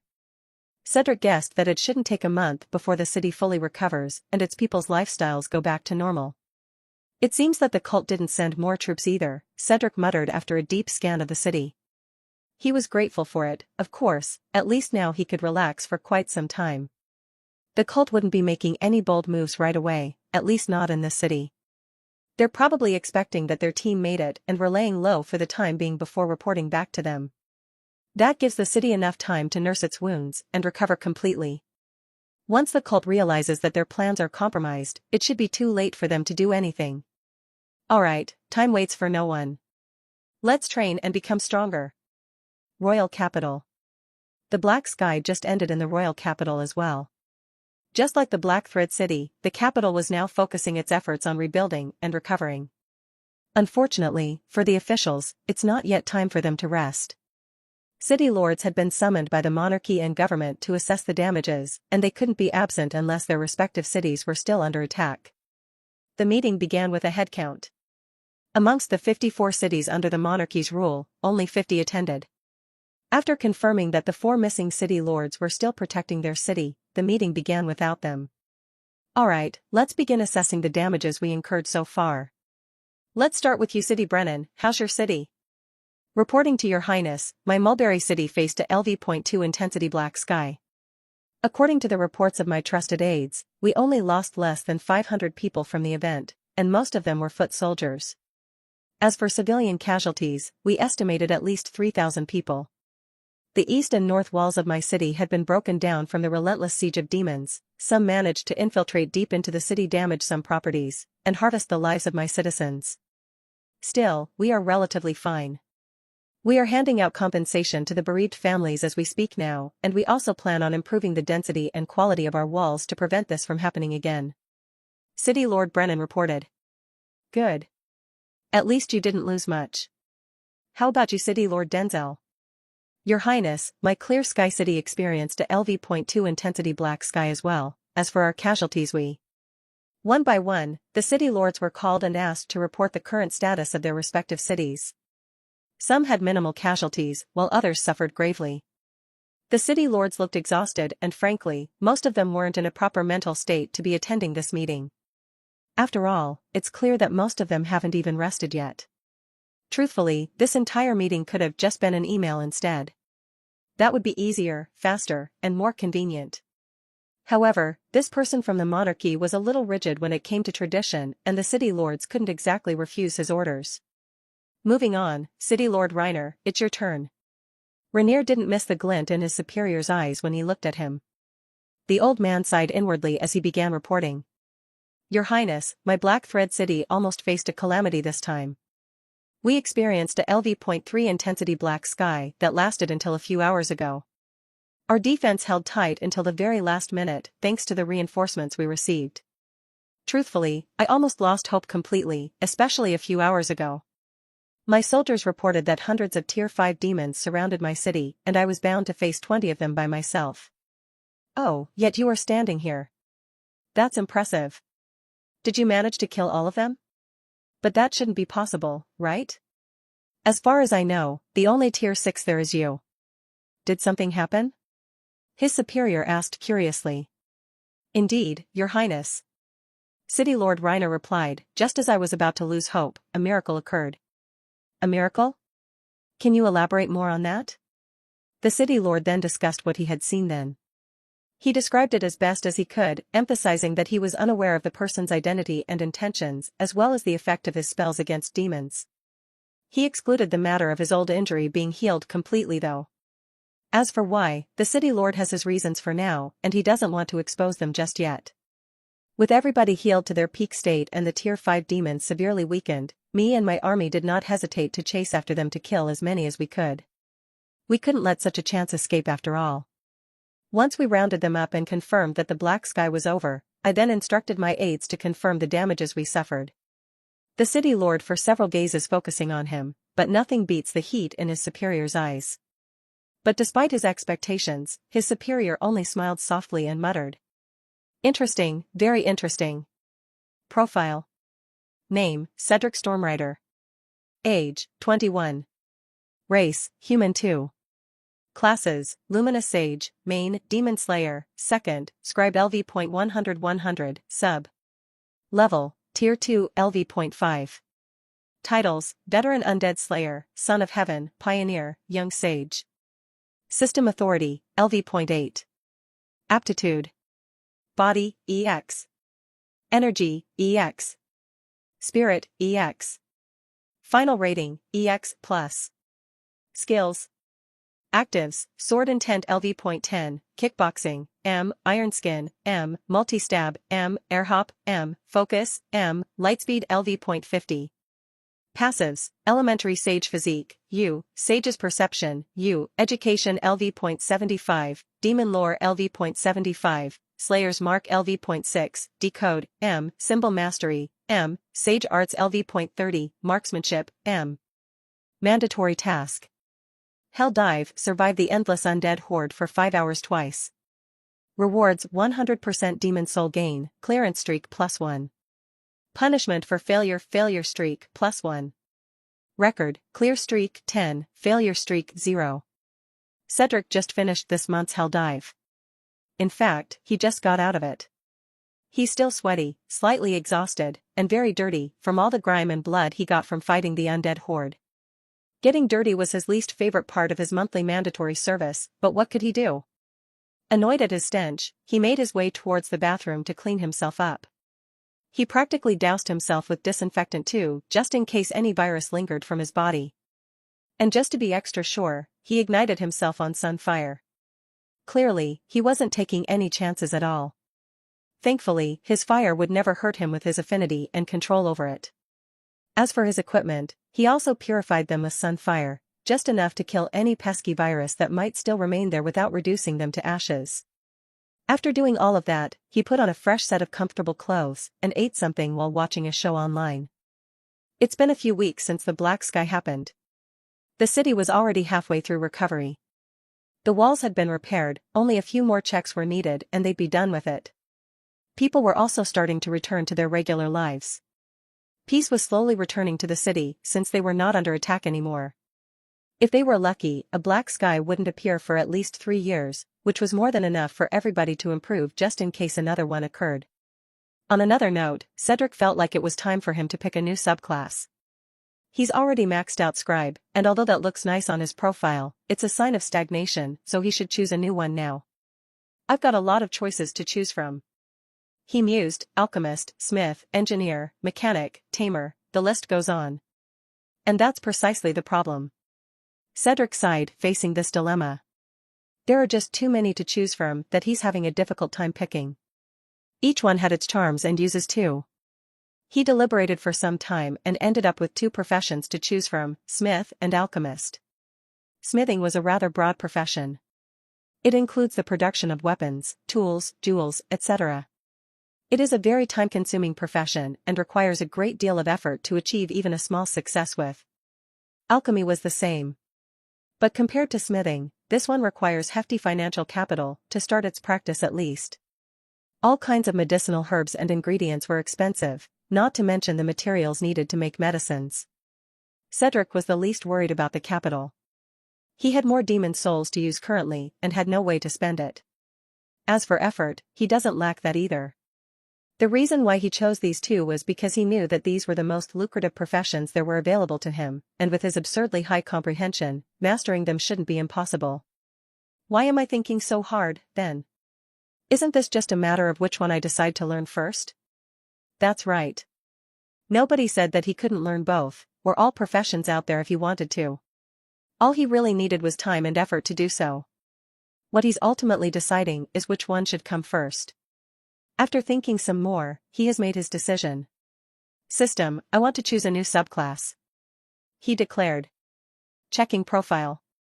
Detected that user Cedric's current subclass, Scribe, has been leveled up to the maximum. Congratulations. You have received the title, Master Scribe, for this achievement. You may now pick a new subclass. Reminder, your Scribe-related skills will remain at their current level as soon as you pick another subclass. Since it is detected that you've also maxed out your Scribe-related skills, then user Cedric shouldn't feel burdened about making your next choice. Please declare your next subclass. There were instances when an individual could switch to a new subclass even without maxing them out first. There are a few ways to do that, but that's not important for now. If someone does have a way to switch classes, the subclass-related skills will be postponed, meaning that even if they practice their skills while having an unrelated subclass currently equipped, the set skills for their previous subclass will not gain any experience and won't level up no matter how hard they try to. This is a rule set by Aquila herself and cannot be violated. Cedric has no qualms about this though. After all, he isn't the type of guy who'd leave any unfinished business unless he has to, since that would bother him to no end, and he values his peace of mind greatly. Therefore, since the situation doesn't apply to him, he doesn't need to feel burdened by his choices. I choose Smith as my next subclass, he declared. User Cedric has chosen Smith as your new subclass. Confirm? Y/N. Mentally choosing yes, he felt something within him shifting once his decision was recorded. New subclass acquired. Subclass, Smith. Shapers of steel, builders of shelter, maker of tools, smiths are practitioners of the lesser art of creation. Making full use of the materials available within their surroundings to create useful things that could improve their lifestyle. Class-related skills, crafting, metallurgy, makeshift trace, smith's blessing. Crafting, LV.1 out of 100. Also known as the lesser art of creation. A skill that allows the user to use materials available within their surroundings to make something useful. As this skill levels up, the quality of items the user could make increases too. Metallurgy, LV.1/100. Metallurgy is the branch of science and technology that deals with the properties of metals and their production and purification. It involves the study of the physical and chemical behavior of metallic elements, their compounds, and alloys. The goal of metallurgy is to understand, control, and improve the properties of metals and create new materials with specific characteristics. The user's ability to handle metals increases with the level of this skill. Makeshift trace, LV.1 of 100. Also known as the smith's touch. This skill allows the user to learn the inner workings of anything through touch. Upon complete mastery of this skill, the user would be proficient enough to know everything about the item just by glancing at it. Smith's blessing, LV.1/100. This skill represents the expertise of the smith. For every item you create, there's a small chance of them receiving a blessing/attribute. The type of blessing/attribute bestowed on an item depends on the intent of the user while creating the said item. The quality, quantity, and frequency of this skill increase based on the skill level. Cedric's interface was now swimming with information, but he didn't feel troubled by it. He calmly regarded every single one and dismissed them one by one as he understood them. There was a rather surprising notice though. Detected the user possesses the unique passive, Sage's Perception. The skill, Makeshift Trace, determined to be redundant. Notice. The effect of the skill, Makeshift Trace, will now be fused with Sage's Perception, U, instead.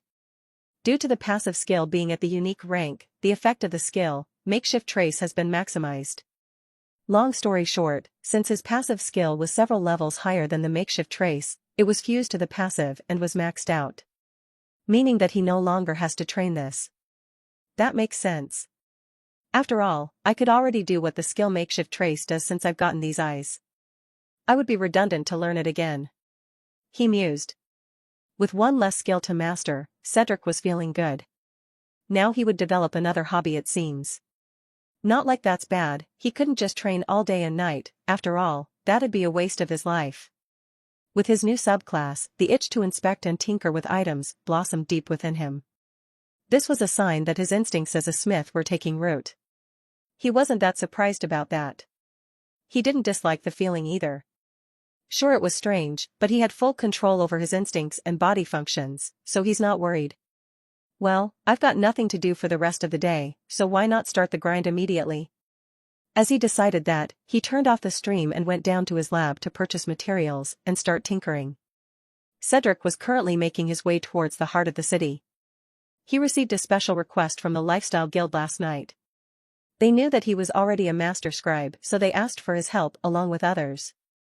It was a mission and he'd receive rewards from it. And since he had nothing better to do, he decided to accept. Whether he succeeded or not, it would look good on his public profile anyway. His destination was the lighthouse, the place that maintained light and visibility to the city during the black sky. Apparently, the lighthouse wasn't working properly since after the black sky, so the guild invited all sorts of experts to inspect it in hopes of repairing it. Cedric left early, to prevent being stuck in a traffic jam.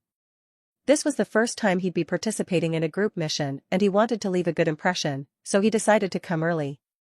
Upon arriving there, he discovered that the area was strictly guarded. He needed to prove his identity, as well as his profession to the guards before he was allowed entry to the compound where the lighthouse were. Thankfully, the process was smooth.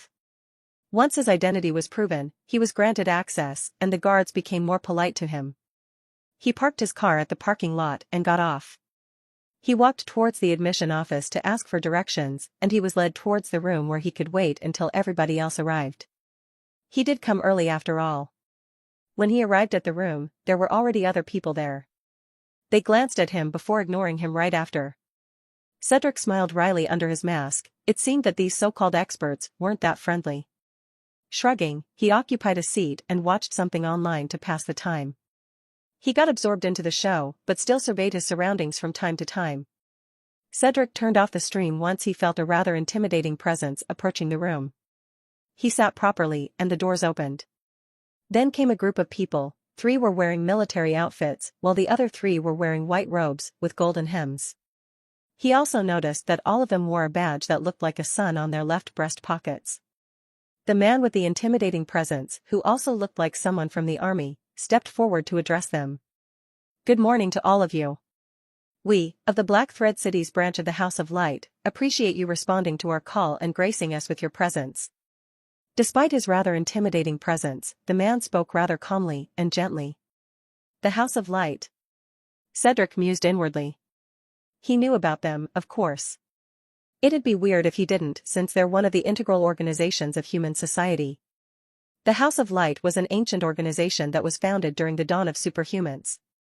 They are a key element to humanity's daily lives, because, without them, today's civilization would have been plunged into darkness. They often call themselves keepers of the light, for that's what they do, somewhat. It is said that their founder was the one who brought the idea of lighthouses to being. He invented them with the purpose of returning light to this world, giving his people hope for a better tomorrow. The House of Light organization was the one responsible for keeping daylight for humanity, allowing the current generation and the next to have some semblance of normalcy. Together, they built the fake sun, sunlight, and daytime. And since they're an ancient civilization, Cedric doubts that the current generation even knows what the real thing looks or feels like. "My name is Wilson Keller, this branch's field commander. Next to me is Archbishop Thomas Fisk. We will be presiding over this mission, so if any of you have questions, please don't hesitate to approach us. For now, though, let us lead you to the site where your work will take place. Please follow us." Commander Wilson unhesitatingly left the podium and left the room along with the Archbishop and their aides. Cedric and the rest of the experts stood up and followed them. They made their way through a series of hallways until they arrived at the base of the lighthouse itself. Keeping the range of his sensory field, Cedric already had a mental map of this place, meaning that even if he were to roam around, he wouldn't necessarily get lost. He didn't dare to go overboard though, since this is private property. Who knows what kind of security they have here? He might accidentally trigger them and cause trouble. The supervisors led them up, and once they were at the top, they paused. Cedric had already seen it when he scanned the area earlier and even before that, since he regularly scans the city anyways, but still, looking at the complicated machinery eye to eye brings forth a different sensation. The top of the tower was open, but it was by no means not defenseless. Cedric already saw the several layers of formation around this area. Though they might appear invisible to the naked eye, they couldn't hide under his gaze. As for the light source, it's attached to an obelisk that's installed on the entire tower itself. It was built in a way that it couldn't be destroyed unless all the formations on the tower and the tower itself were destroyed first. Though the real light source was the small orb embedded in the center of the obelisk. It was protected by layers upon layers of gears, which also act as lenses that amplify the brilliance of the light source. Neat. Cedric was impressed by the design. However, he also noticed that it's turned off right now. "Ladies and gentlemen, this is the reason why we called you today," Archbishop Thomas announced to them. "As you all know, we experienced a rather challenging event not too long ago. Yes, I'm talking about the black sky. More specifically, a LV.3 intensity black sky. Although we constantly perform maintenance to the lighthouse as a whole, and it performed wonderfully during the black sky, it seems that the event stretched out its longevity, causing it to malfunction. Thankfully, it lasted until the very last moment, or else, it would have been terrible for all of us. The Archbishop sighed. Right after it malfunctioned, we sent our team to repair it. Sadly, even after many attempts, we remain at a loss. Our team couldn't discover the part where we went wrong. We did multiple checks already, combed through every possibility we could think of, but still couldn't find the issue. Although the black sky just passed and it's guaranteed that we will have a brief period of peace, the lighthouse must remain functional because it is the tool that allows us to experience daytime. Without it, the entire city will slowly be plunged into absolute darkness, and we can't let that happen. That's why we called you here. It's Commander Wilson who spoke this time. We need your expert opinion. Perhaps some of you could discover the part that we missed. We will be relying on you on his mission. Please work hard, and we promise that your efforts will be repaid in kind. Most of you here are masters of your respective professions. We've invited smiths, scribes, engineers, and mechanics. We are hoping that you all could work together and discover the real source of the problem here. Cedric and the rest of the experts didn't argue with that. Then, they were told to group themselves according to their profession. In total, there were 5 master scribes, 4 master smiths, 6 master engineers, and 5 master mechanics here, a total of 20 people. We will disassemble the light source for all of you to inspect later. Please handle them with care, every piece is necessary for the whole thing to function. If you want an explanation for what each piece does, please don't hesitate to approach us, we will gladly give you more information for the sake of repairing it. Archbishop Thomas declared. Then, the supervisors began disassembling the light source, piece by piece. Cedric watched from a distance, still he saw and memorized the entire process. As soon as they were done, Cedric was at least 90% confident that he could put all those pieces back in the order they removed them. Once the disassembly was finished, the pieces were then brought to the respective expert group. The smiths decided to take a look at the obelisk first, getting up close and personal with it. The engineers and mechanics inspected the gears since it was brought to them. As for the scribes, they were presented with the core of the light source and were given explicit warning to handle it with utmost care. The 5 of them gathered around the core and inspected it. Others wanted to touch it, but Cedric kept his hands to himself. He didn't need to do that anyway since he already sensed everything about this core. There's no problems with the core, it must be on the other parts. He mused after carefully inspecting it. Despite already determining that there were no problems with the core, Cedric still acted as if he was inspecting it closely along with the rest. He didn't want attention for now, besides, he still hasn't figured out where the real problem lies, so pointing out his discovery now was unnecessary. The core is a little uneven. Someone spoke from their group, catching the attention of the rest. I think that's the problem. A rather complicated device like this requires precise measurements, and even the slightest bit of miscalculation would cause everything to fall apart. The one who spoke was a man with short spiky ginger hair. He was of average height and appearance, but he exuded a noble presence which made him seem special. As expected of Master Mark. You've noticed the problem right away. Another one from their group exclaimed with a fawning expression. Cedric instantly became weirded out because the rest of his group looked as if they completely agreed with the one called Master Mark. I think it's best if we ask the supervisors first. After all, that dent you say might be intentional. Cedric stated, causing the rest to look at him. Their expressions varied from doubt to displeased, causing Cedric to smile wryly underneath his face mask. Well, it wouldn't hurt to confirm, right?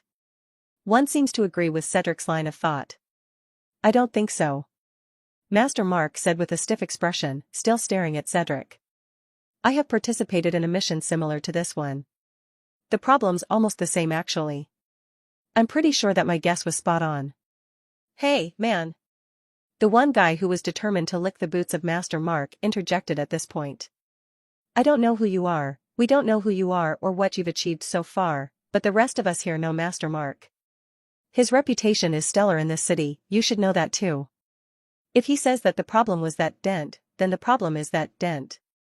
Just sit back and relax, your opinion is appreciated but not needed. Cedric blinked at the two, and then he blinked some more. He was waiting for Master Mark, or anybody, to say something to pacify the tension, but nobody spoke. After a brief silence, he couldn't contain the laughter that bubbled from his chest. Seeing him laugh caused Master Mark and his bootlicker to have dark expressions. Both of them got the subtle hint that he was mocking them, but before they could say anything, Cedric beat them to it. "Alright, sure. I'll shut up. I'll leave this to your expert hands." Cedric smiled underneath his mask, even bowing a little as he retreated a few steps away from the table. Everybody in the group could clearly tell that he wasn't taking them seriously, but some of them also think that it's too much for those two to completely disregard this man's suggestion. As for Mark and his lackey, they just glared at Cedric. However, since he was clearly disinterested in whatever they'd say next, they could only do just that, glare. Cedric laughed coldly inwardly. He found himself a seat and decided to watch as the events unfolded. Their little quarrel didn't seem to be noticed by the supervisors since they were busy talking with the engineers and mechanics. He didn't mind that, of course. In fact, that's better. At least that way, the show later would be spicier. Now that he excluded himself from his group, Cedric decided to chill. He already discovered the problem anyway and was at least 95% sure that he was correct. There's no need for him to socialize with narrow-minded and pretentious people, that'd just stress him out. So, while he was waiting for the start of the show, he decided to order iced coffee online to enjoy while watching a documentary online. His group saw what he was doing and felt weirded out. As for Mark and his lackey, they just sneered at him. Cedric could almost read their thoughts with how obvious they were, but he didn't care, so he ignored them. While Cedric chilled on the side, the rest of the experts converged and decided to share their discoveries with each other while also allowing other groups to inspect the parts handed to them earlier just in case they missed something. Mark, along with the other master scribes, participated in this, of course. The supervisors were also paying attention to their little brainstorming group. "Hey, are you guys not calling your other teammate over there?" one of the master smiths asked. "TCH, forget that buffoon. He's just a waste of space and doesn't know his place. Anyway, Master Mark's here, he already discovered the problem, so just chill and let him do the rest." The lackey sneered at first and smugly stated, causing the smith to wince. Noticing that, the lackey asked, "What's with that expression?" "Your break stinks, fatty." "That's why." Cedric hollered behind them, sporting a smile beneath his mask. "It smells like yesterday's dinner, but spoiled, there's even bits and pieces stuck in between your teeth. Honestly, do you not know what a toothbrush is? Imagine attending a public event and confidently speaking to others without brushing your teeth. Ugh, couldn't be me." Slurp. Cedric said all of that without even looking and while casually drinking his iced coffee. "You." The lackey turned red from anger, but before he could continue his words, the smith he was talking to earlier stopped him. "Relax," the guy said, frowning at him. The lackey huffed in anger, thinking that Cedric should be thankful that somebody pacified him, but the smith's next words caused him to blanch. "He's not wrong. Your breath does smell bad. That's why I winced. You even spat even my face." The smith grumbled while taking a few steps back. "Pfft." Some experts blurted out, trying to stifle their laughter. Cedric, on the other hand, had no qualms about that. "Ha ha ha ha ha." He smacked his thigh as he laughed heartily. The fat lackey almost turned purple in anger, but beyond that, he felt shame dousing his entire body. As much as he wanted to erupt and beat the living crap out of Cedric, he couldn't. Hey. Make sure to wash your mouth first, before you beat me up. I don't want to die being suffocated from your bad breath, that's like the worst way to go." "Ha ha ha ha ha." Cedric was relentless, he was almost crying from laughing too much. But before the situation became even worse, the supervisor stepped in. "That's enough," Commander Wilson sternly remarked. "Please remain professional." He then turned his attention to Mark and said, "I heard that you have discovered the problem?" "I actually discovered another one," Mark stated confidently, shocking the entire group.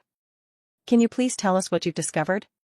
The Archbishop interjected, wearing an expression of urgency. Seeing all of them looking at him in anticipation caused something within Mark to writhe in pleasure.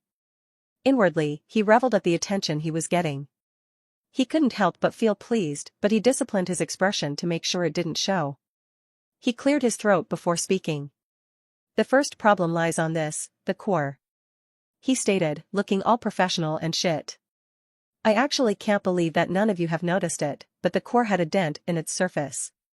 Mark looked at the supervisors with an expression that screamed, "You careless apes, how did you not notice this? And you dare call yourselves supervisors of this place?" As we all know, even the slightest bit of difference would create a large impact as a whole. This dent is intentional. The old and wizened archbishop gave him a frigid look, and so did the field commander. "I'm sorry?" Mark blanched ever so slightly. "That dent you speak of is intentional. It is designed that way. You said it yourself, even the slightest bit of flaw will cause this entire thing to fail. I do recall us telling you that we've got experts of our own.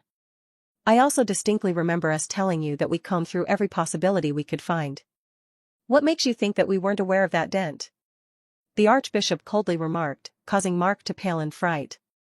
"Master Mark," Commander Wilson said, though the way he called him master sounded rough on his ears. "The lighthouse is the legacy of our House of Light. Our forefathers were the ones who invented it. We could confidently say that we know more about it than most folks out there. Please don't insult our knowledge." There was absolute silence in the surroundings right now. The supervisors, as well as their aides, were now looking at Mark with hostility in their eyes. The fat lackey was sweating. If he could crawl into a hole to hide from this thick tension, he would have done so already. The rest of the master scribes were looking at Mark discontently. Since he's one of them and also the one who spoke first, he left an impression that he was speaking on behalf of the group. It would have been fine if he was right, but he's not, so now it appears that they were in cohorts with him, and that wouldn't look good on their profiles. "See? I told you to ask them first." Cedric's condescending voice broke through the tension. Slurp. Mark and his lackey were panicking now. More than that, however, they absolutely hated Cedric's guts. Sure, it was their fault to begin with, but who likes to admit that they're wrong? Such a reaction is a pretty common self-defense nowadays. What they hated the most was that Cedric didn't seem to be bothered by the tension around them. He happily drank his coffee doing God knows what while jabbing at their egos whenever the chance presented itself. It also doesn't look like he's interested in helping.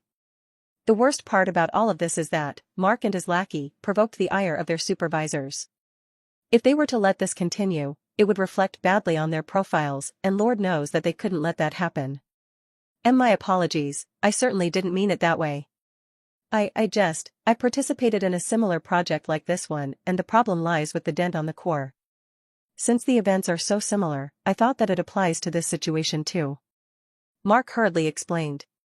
He inwardly patted his back for thinking swiftly to make a convincing excuse. "I'm very sorry about this. I should have asked you first, before concluding." Mark bowed deeply in regret. Yet despite his apology, at least 75% of the people here knew that his apology wasn't sincere at all. He's only doing this to prevent an ever nastier smear on his profile. He's only apologizing in hopes that the supervisors no longer pursue this matter because he knows that they've got the upper hand. In short, he's only apologizing for his sake, not because of his actions. "Yes, Master Mark. You should have indeed asked us first." The archbishop sighed. "No matter, so long as it doesn't happen again." Mark and his lackey hurriedly bowed and expressed their thanks to the supervisors for sparing them. But just as they were about to feel relieved, the archbishop switched things around. "But you did say that you discovered another problem. Do you mind telling us more about it? Maybe this time, you've noticed something that we didn't." Mark chilled at those words. He didn't need to pause to analyze what they implied because he understood it as soon as they were done speaking. "I'm giving you a chance to redeem yourself, peasant. Impress me, and I shan't pursue this matter anymore." Cold sweat poured down his back. He just got out of the oven only to go straight into the fire. This day just keeps getting worse for him, it seems. Mark trailed off. An expression of uncertainty marred his face as he tried to make an excuse to shift the responsibility to others. Unfortunately, he couldn't do that. He kind of shot his foot here. He bravely stepped forward earlier and took the responsibility he believed he could carry without thinking about the consequences. Faced with said consequences, now he's second-guessing himself. "Go on, Master Mark. The earlier we discover the problem, the sooner we can fix the lighthouse." The archbishop pressed on. This old man sure knows how to hold a grudge. Cedric mused inwardly as loudly sipped on his coffee. Of course, he didn't mind this at all. Mark brought this upon himself, so he should get out of it using his own efforts. Still, this was a good show. It might seem like he wasn't paying attention, but in reality, he's invested. After all, people who openly court death are scarce, so whenever they are seen, a good show is bound to follow them. Knowing that he's cornered, Mark knows that there's no escaping this, so his desperation allows him to concoct a plan that might save him from this situation. I indeed noticed another strange thing. However, due to my negligence earlier, I'm not so confident about it anymore. I hope that the supervisors can correct me if I made another assumption. Mark eloquently uttered through his nervousness. Go on. Commander Wilson ordered. The other perspective problem that I saw lies in these gears. Mark shuddered as he spoke. There was no turning back after he said this. More specifically, this gear right here. He picked up the smallest gear there was. It was about the same size as the core, just slightly bigger to fit around it. Oh? Care to tell us where the mistake is? The Archbishop challenged. It's this symbol right here. Mark pointed out, highlighting one of the many runes etched on the smallest gear. What's wrong with it? The Archbishop asked with a raised brow. This rune is badly damaged. I am somewhat confident that this rune didn't look like this before. From what I gathered from my minimal inspection so far, I'm assuming that somebody must have used rough tools to clean this gear, causing damage to the runes. This is evident from the scratches I've seen so far. If we look closely, the scratch on this specific rune runs pretty deep. The scratch was almost as deep as the rune carving itself. And since it's like that, the program must have likely recognized this scratch as part of the rune itself, causing the gear to malfunction. And since this gear was the closest to the core, it takes priority. If it's like this, then it shouldn't be a wonder why the whole operation of the program wasn't working properly. A tense silence enveloped the area. Everyone watched the expressions of the supervisors like a hawk. It seems that they too were deliberating at Mark's words. It does seem likely that this is the problem. The Archbishop's eyes narrowed as he stared at the gear. The workers we've hired before the malfunction weren't the best ones, as I recall. It must have been them who did this. They were poorly equipped too. Commander Wilson interjected. You kids. The Archbishop looked at the aides. Investigate who invited those workers from before. Once you find whoever it was, tell them to pack their things and leave. If they dare to resist, you know what to do. I have no use for useless people in my branch. Everyone got chills at the Archbishop's ruthless decisiveness. Do we sue the workers too, Archbishop? One of the aides asked. No. Just give them a warning and make sure to blacklist them. I don't want those people stepping foot to this place ever again. As you wish, Archbishop. The aides replied in unison before leaving to do their tasks. The old man then looked at Mark and said, Since you discovered this problem, am I safe to assume that you can fix it? Mark knows that look, too. It's an opportunity, but also a test. If he passes this, then all previous transgressions will be forgotten and it would look good on his profile. Should he fail, however, it would be over for him. It should be known that Mark has never been a risk-taker. He doesn't know how to handle failure and is only good at keeping up appearances to highlight his meager skills. However, the allure of possible success was far too tempting to pass. Therefore, just like how birds die for food, he bites the bullet and dares to risk his reputation to satisfy his greed for more. I can carve the runes necessary. However, a new gear is a must. This one would no longer work even if I were to replace the damaged rune. He replied. Just as well, we happen to have master smiths, engineers, and mechanics here. I'm sure they have the tools necessary to make a new gear that could replace this one. Can we rely on you, gentlemen? Commander Wilson asked. The smiths, engineers, and mechanics all nodded and immediately got to work. As for Mark, he began analyzing the rune pattern on the gear to make sure that he wouldn't make a mistake. When they saw them starting, the supervisors gave them space. The rest is up to them now. Sure, they could have just ended it as soon as the problem was discovered and let their team handle the rest, but since all of these experts were already there, why waste time? It didn't take long for the new gear to be produced. It was made with exact measurements and materials like the old one. With that done, they passed the new gear on to Mark and allowed him to start carving. Mark already summoned his tools. He already memorized the pattern and was confident that he could replicate it. He worked fast and fully concentrated. It took him a couple of minutes before he was finished, and after inspecting his work, he nodded in satisfaction. It's done. Mark then presented the finished product to the supervisors, and both inspected it first. Looks good. This should work. Commander Wilson appraised, and the Archbishop was nodding beside him. Nah. That won't work. That voice surprised all of them.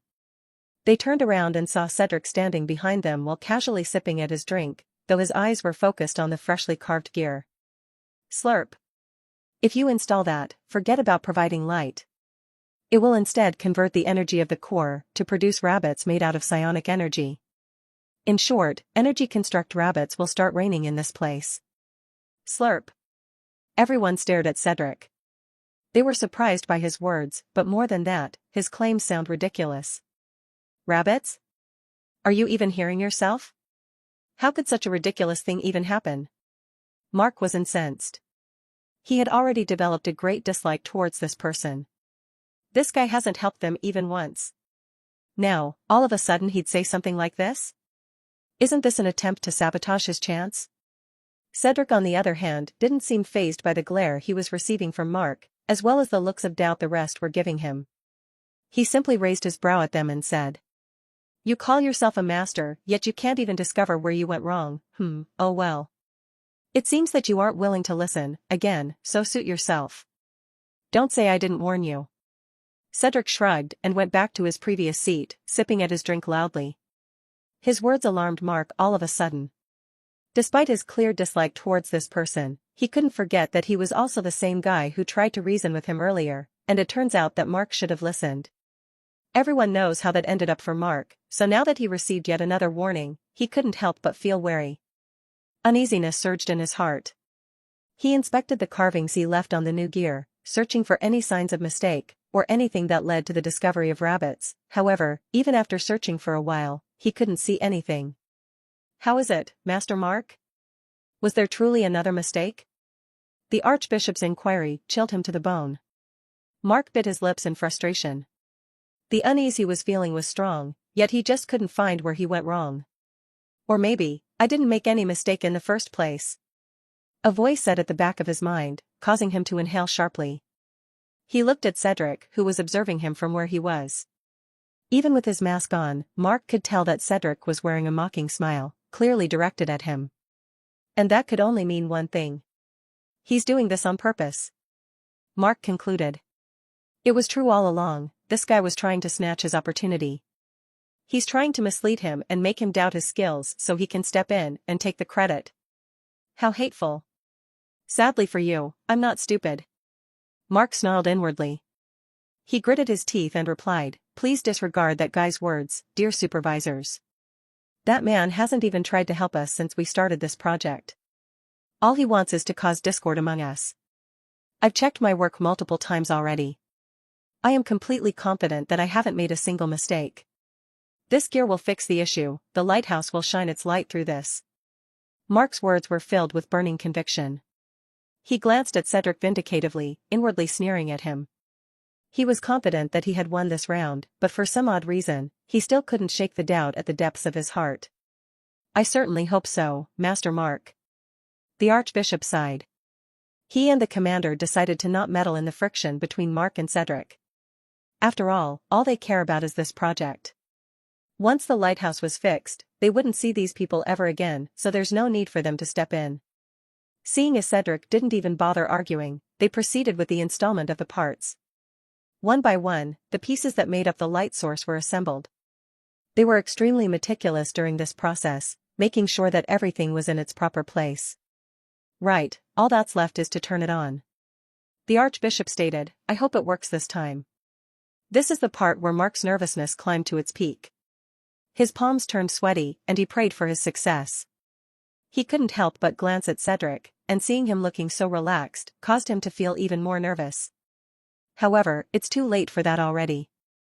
The supervisors already flipped the switch and the rumbling of the machinery echoed all over the place.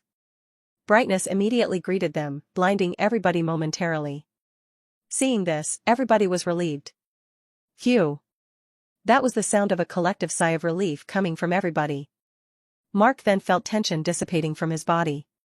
It was then followed by glee and exhilaration. Huh. Rabbits, he says. You absolute buffoon, do you see this? This was the part that you were trying to sabotage. Humph. Fortunately, I can see through you. You must be one of those cultists, huh? Mark couldn't even continue what he was trying to say, because out of nowhere. Boom. An explosion shook the entire lighthouse. Everybody panicked and dropped on the floor. Mark's heart suddenly sank to his stomach. Squeak. Squeak. When the smoke cleared, everybody was greeted with the sight of rabbits. They look real, but in reality, they're mere energy constructs. Still, they behave like real ones, jumping here and there in confusion. My, how adorable. Cedric's voice sliced through their dumbfounded faces. They all saw him crouching down and picking up at least 3 rabbits, cradling them in his arms. He then looked at Mark, whose face was now drained of blood, and said, I could have sworn I heard you saying something earlier. I didn't hear it much, because of the explosion. Care to repeat that? Complete despair gripped Mark's heart. He roared, how, in his heart, truly unable to understand how this happened. How did he fail? How can this be? And so on. Unfortunately for him, he had lost all chances of ever redeeming himself once he heard the Archbishop's enraged voice. Rabbits. Why is it rabbits? Does my fucking lighthouse look like a barn to you? The old man snarled at Mark. Fuck. The core was completely drained of energy too. Do you know how much time and resources we pour into one of those? You said you were completely confident. Then what the fuck is this? Is this what your confidence looks like? Rabbits. The Archbishop shook Mark as he repeatedly snarled at him. Mark was terrified to the core. It was at this moment that he knew he completely fucked up. Commander Wilson. Deal with this imbecile. Throw him somewhere far away. I don't ever want to see him again. The Archbishop let go of Mark to allow the commander to take care of him. Please don't. Please have mercy. I swear I didn't do it on purpose, I grew tired of your excuses, boy. Commander Wilson gritted out as he gripped Mark's collar. He then twisted his upper body and threw the poor guy off somewhere. God knows what his fate will be, but whatever it may be, neither of the supervisors cared. You. The Archbishop's eyes landed on Cedric. The rest of the experts here gotta give it to him, Cedric didn't look terrified at all. He met the gaze of the fuming Archbishop and replied. Yes? You know that this was gonna happen. Why didn't you stop it? I didn't stop it? Cedric blinked, even tilting his head to show his confusion. Are your senses failing you now too? Weren't you here all this time when I tried to warn all of you of what's gonna happen? The Archbishop froze upon hearing that. He was still fuming in anger, but his reason was still there. He took a deep breath and said.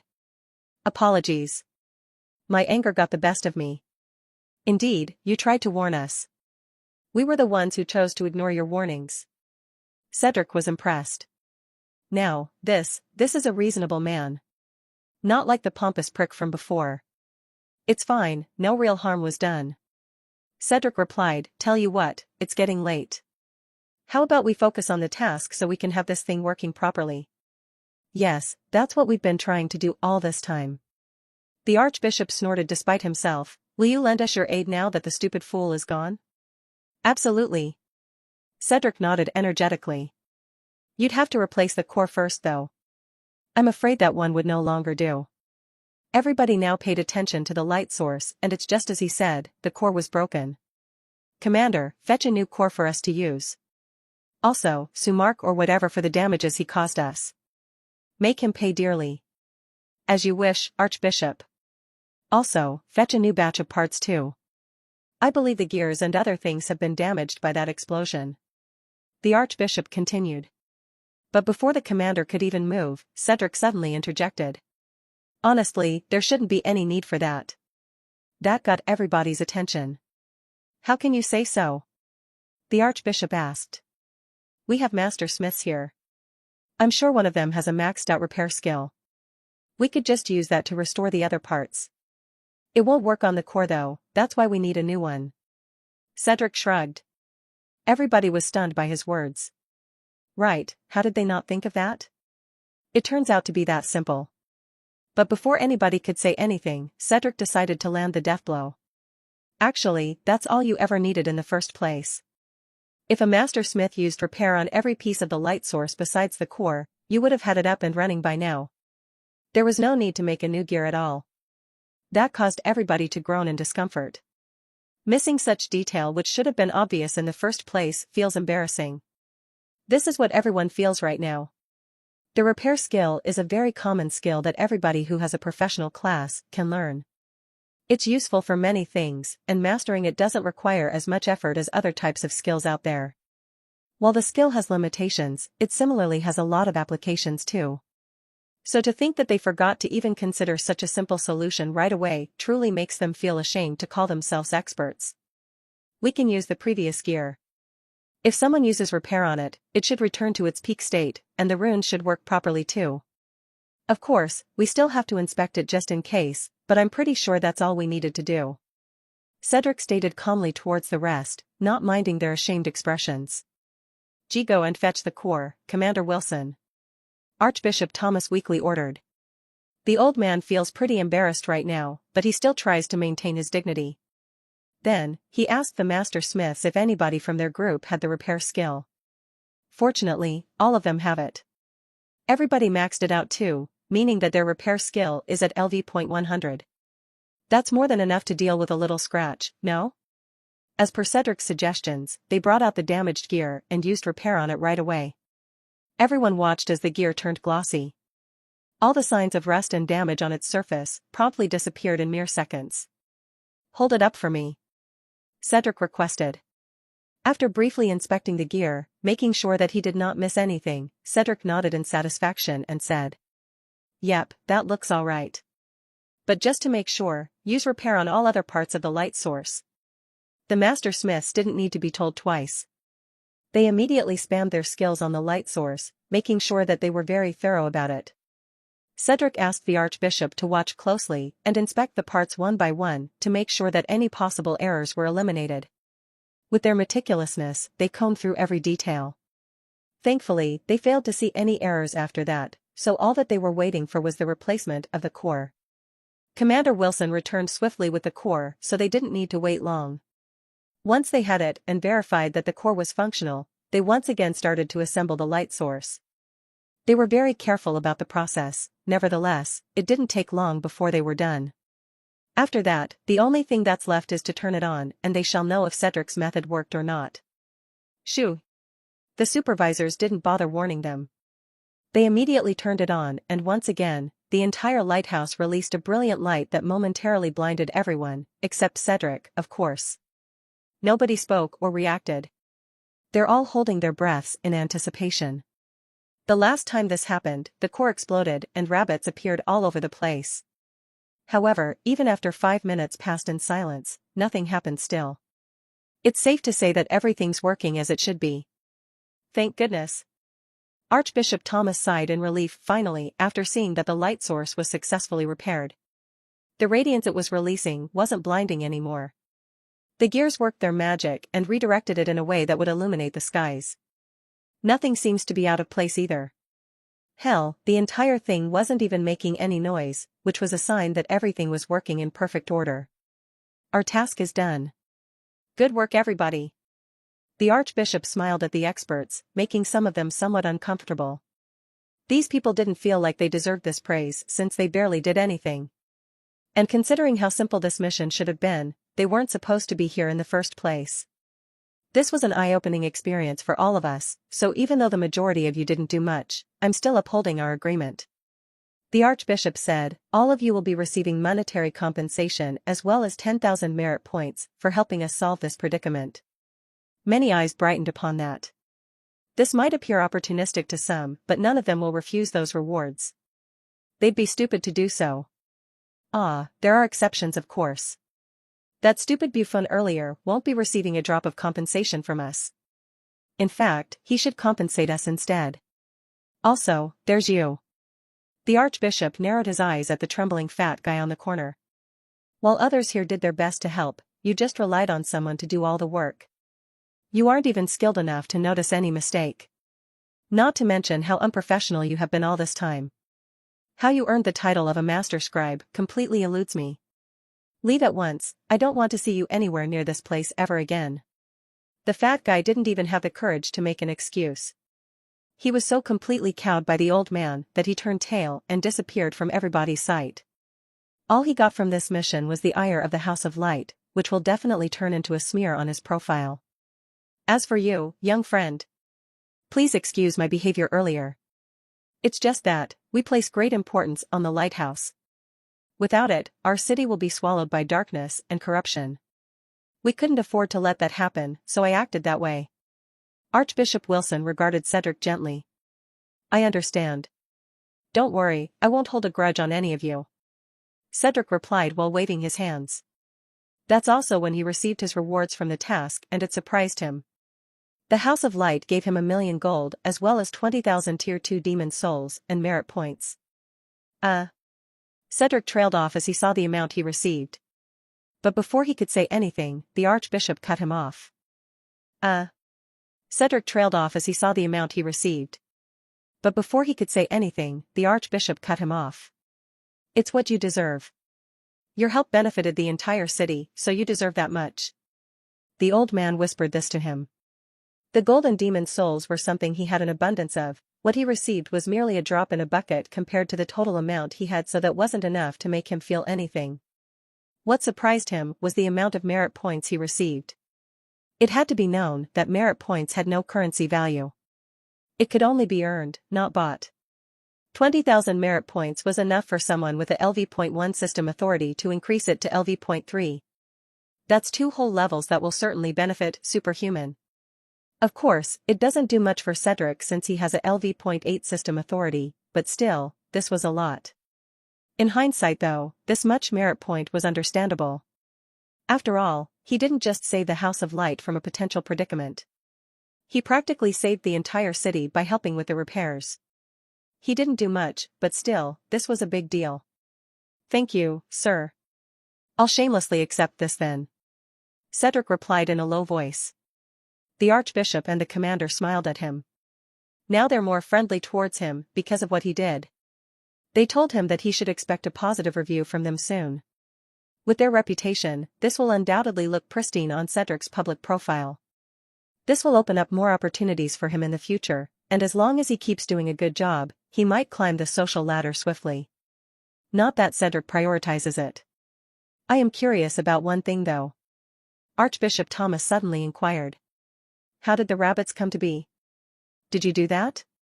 Oh no, no. Cedric denied it immediately. That was the pompous prick's fault, completely. He must have been thinking about rabbits to calm himself down while he was drawing the symbols. And that's enough to cause the array to malfunction? The old man asked. Yeah. When drawing symbols, the intent of the scribe will always be taken into account. This is the basics of being a scribe. The more hyper-focused a scribe is on a specific thing as he drew symbols, the higher the chance that it will pass on to their creation. It's like the Smith's blessing in that regard. I've got pretty good senses, that's why I knew what would happen. Unfortunately, the pompous prick has an inferiority complex and refused to accept my help. Cedric shook his head while wearing a wry smile. Huh. Speaking of that guy, Cedric wondered if he was still alive. The commander was merciless when he threw him towards God knows where. If it turns out that he's still alive, then he must be hating Cedric now to his core. That was bound to happen considering what transpired before his accident.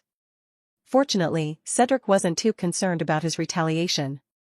Cedric was practically untouchable in this city, even the city lord had to give him some respect, so why should he be afraid of some random master scribe with a major inferiority complex? His incompetence wasn't his fault, so why should he feel sorry? It's been a few days since the end of that fiasco at the lighthouse. As expected, aside from the generous rewards he received from the House of Light, he also received a 5-star review from them, which went straight to his public profile. It's the only client review he got so far, but it's a valuable one. He could already feel its impact through the numerous requests he got from clients through the guild. Sadly, Cedric isn't interested in doing any missions right now. He only participated in that one since he was in the mood for it.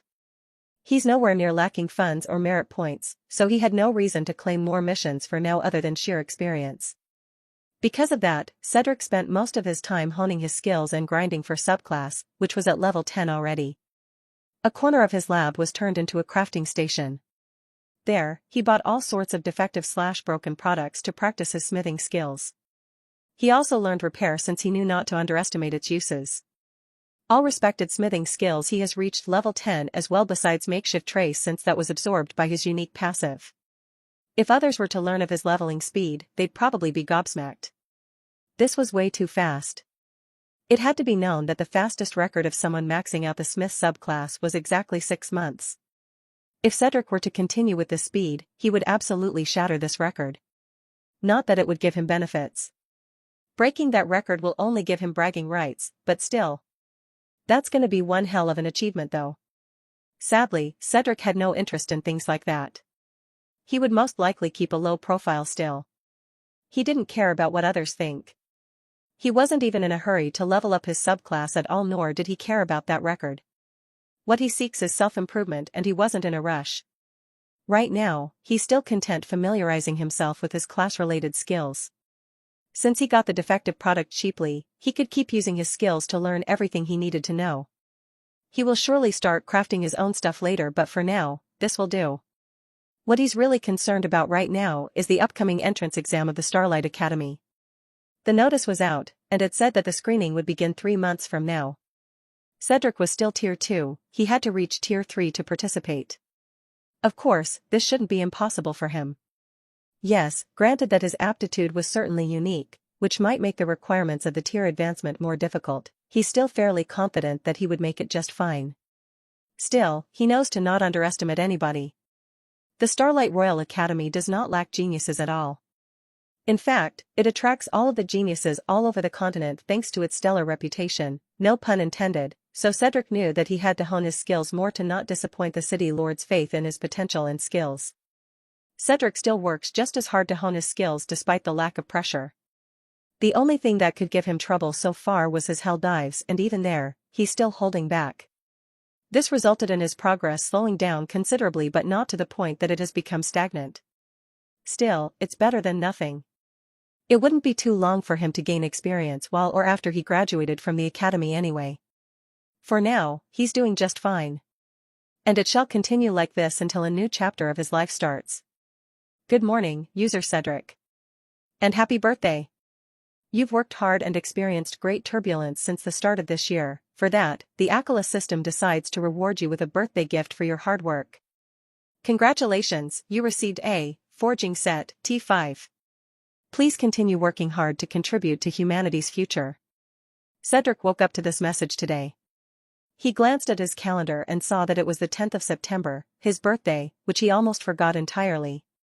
See, Cedric wasn't really one to celebrate birthdays, especially after the death of his family and the start of his miserable experience at the RMC. He didn't even have enough money to secure a decent living back then. He could only rely on the free shelter and food that the RMC provided for people like him, so how can he even consider celebrating his birthday? Not to mention, Aquila won't always give gifts to superhumans each year. She's quite picky. She picks the ones that have potential and works extremely hard. Only these people receive gifts from her. Those who don't fit her standards or those who get complacent shouldn't even dream of it. A gift, huh, thanks. Cedric was obviously elated to receive it. Aquila was too generous, giving him a Tier 5 forging set. It contains a hammer, a forge, and an anvil. All are essential tools for beginner smiths like him. It's Tier 5 too, meaning that he could use this for items that reach Tier 5 in value or lower. This was more than enough to cover his need for tools for quite a while, so obviously he's very happy to receive it. After settling his gift in his inventory, he got up and took a quick bath. He then changed into a fresh set of clothes and decided to relax on the balcony on the 2nd floor of his house. Glancing at the sky, Cedric felt melancholic all of a sudden. I wish you guys were here with me. He murmured to himself as the faces of his deceased family surfaced in his mind. The little buggers would be jumping on my bed to wake me up early. Mom would already be cooking my favorite food at the crack of dawn while Dad goes somewhere to buy me a present. Fiona will force me to wear a party hat. Robert will start obnoxiously belting the happy birthday song in my ears, just to drive the point home. Cedric chuckled here. After a little celebration at home, we will go to the park. Play for a bit and go home. It's nothing much, but that's enough to make the rest of my year. I never told you how much I appreciated all of those little things, I just never had the chance to. Do know that I am grateful for it, for everything that you all have done for me. Cedric felt his heart aching and his eyes misting, but he continued staring at that fake blue sky. I wish I could still wake up to the smell of the food you're making, Mom. I wish Dad was still around to teach me how to be a man and a big brother to my siblings. I wish we had the chance to see how Finny, Fiona, and Robert, grow up. I bet they'd be more awesome than I ever was. They've shown so much potential, yet it was mercilessly taken away from them. But more importantly, I just wish that we had more time to be together. Tears started running down his face as his thoughts reached this stage. I miss you all so damn much. I wish we could spend my birthday together again, just like the old times. It doesn't even have to be my birthday, really. Just one fine day, with all of you. If that day ever comes, by the end of it, maybe I could properly say my goodbyes. Tell you how much I love you and how I will always keep you in my heart. And maybe, just maybe, I could move on from this. But the likelihood of that ever happening isn't much. Cedric grimaced at the thought. In fact, it's downright impossible. It's fine. Maybe we can be reunited once I go there myself. I just hope that wherever you all are, no pain can ever reach you. If you all are watching over me, then watch well. I'll make you guys proud eventually, I promise. Cedric let out a deep breath and wiped his tears away. It's been a while since he cried this much. He should be celebrating his birthday right now, not lamenting over his family's death all over again. Unfortunately, this is just one of the wounds that just doesn't heal, not even the passage of time could heal it. At this point, Cedric thinks that he will mourn over their deaths for the rest of his life. Not that he's against it though. At the very least, this keeps reminding him of his roots and his reason for living even after all of the miserable things he experienced. It keeps him rooted and humble. He knows that this isn't the way they'd like to be remembered, but he couldn't help it. The wound was deep and he witnessed it clearly. Nonetheless, this pain reminds him that he's still alive and he now has the potential to usher a change. He might never heal from this, and the pain of his loss might never disappear, but he could use this as motivation to shape his future. Alright, back to the grind. Profile. Name, Cedric Stormrider. Age, 21. Race, Human 2. Classes, Luminous Sage, Main, Demon Slayer, 2nd, Smith LV.47100, Sub. Level, Tier 2 LV.9. Titles, Son of Heaven, +4. System Authority, LV.8. Aptitude. Body, EX. Energy, EX. Spirit, EX. Final rating, EX+. Skills. Actives, Sword Intent LV.25, Kickboxing, M, Iron Skin, M, Multi-Stab, M, Air Hop, M, Focus, M, Lightspeed LV.75. Passives, Elementary Sage Physique, U, Sage's Perception, U, Education LV.100, Demon Lore LV.75, Slayer's Mark LV.10, Sage Arts LV.30, Marksmanship, M. Subclass Skills, Focus, M, Decode, M, Symbol Mastery, M, Crafting LV.47, Metallurgy LV.47, Smith's Blessing LV.47, Repair LV.50. Mandatory Task. Hell Dive, survive the endless undead horde for 5 hours twice. Rewards 100% Demon Soul Gain, Clearance Streak +1. Punishment for Failure Streak +1. Record, Clear Streak 12, Failure Streak 0. So it's been a year, huh? Cedric mused to himself as he stared at his profile. Unknowingly, a year already passed since he got these eyes. His life completely changed since then. While he could still vividly remember everything that happened since then, it all also seemed like a blur to him. He didn't expect that there would be a day where he could live like he does now, but here he was. On another note, it's time for another tier advancement. He stayed at Tier 2 LV.9 for about 3 weeks now, and he had completely grasped his strength. And since the entrance exam for the Starlight Royal Academy is just a month away, he figured that he should at least begin now so he could still have some time to adjust. System, show me the requirements to advance to Tier 3. He blurted out. Alert. The system detected that user Cedric reached Tier 2 LV.9 in strength. He is qualified to view the requirements to advance to Tier 3. Here are the requirements. 1. The user must reach Tier 2 LV.9, pass. 2. The user must have a hell dive clear streak of 3 or above. Past records are valid. Pass. 3. Complete mastery of at least 3 class-related skills. Pass. 4. At least one aptitude parameter must reach C rank. Pass. 5. The user must pass the trial prepared by the cataclysm system. The requirements were pretty simple and easy to clear. Those who are skilled enough and are doing fairly well in life shouldn't find this difficult at all. Granted, the requirements might differ from one person to the other, but in general, those who could reach this stage should have enough potential and skill to pass whatever cataclysm prepared for them. Cedric himself effortlessly passed most of the requirements already, he didn't even move a muscle yet. This much was understandable. After all, this is the early stages of superhuman scaling. As one goes up the ranks, the challenges they'd face would become more difficult. Since all that was left for him to do was to pass the trial cataclysm prepared for him, Cedric wasted no time and said, "Begin the tier advancement trial. Let's get this over with." As you wish, user Cedric. The system will now send you to the trial space in 3, 2, 1. Cedric felt the world around him spinning, which was a sign that he was being transported elsewhere. This doesn't affect him anymore, since he has already gotten used to it. All of the times he got transported to purgatory numbed him already.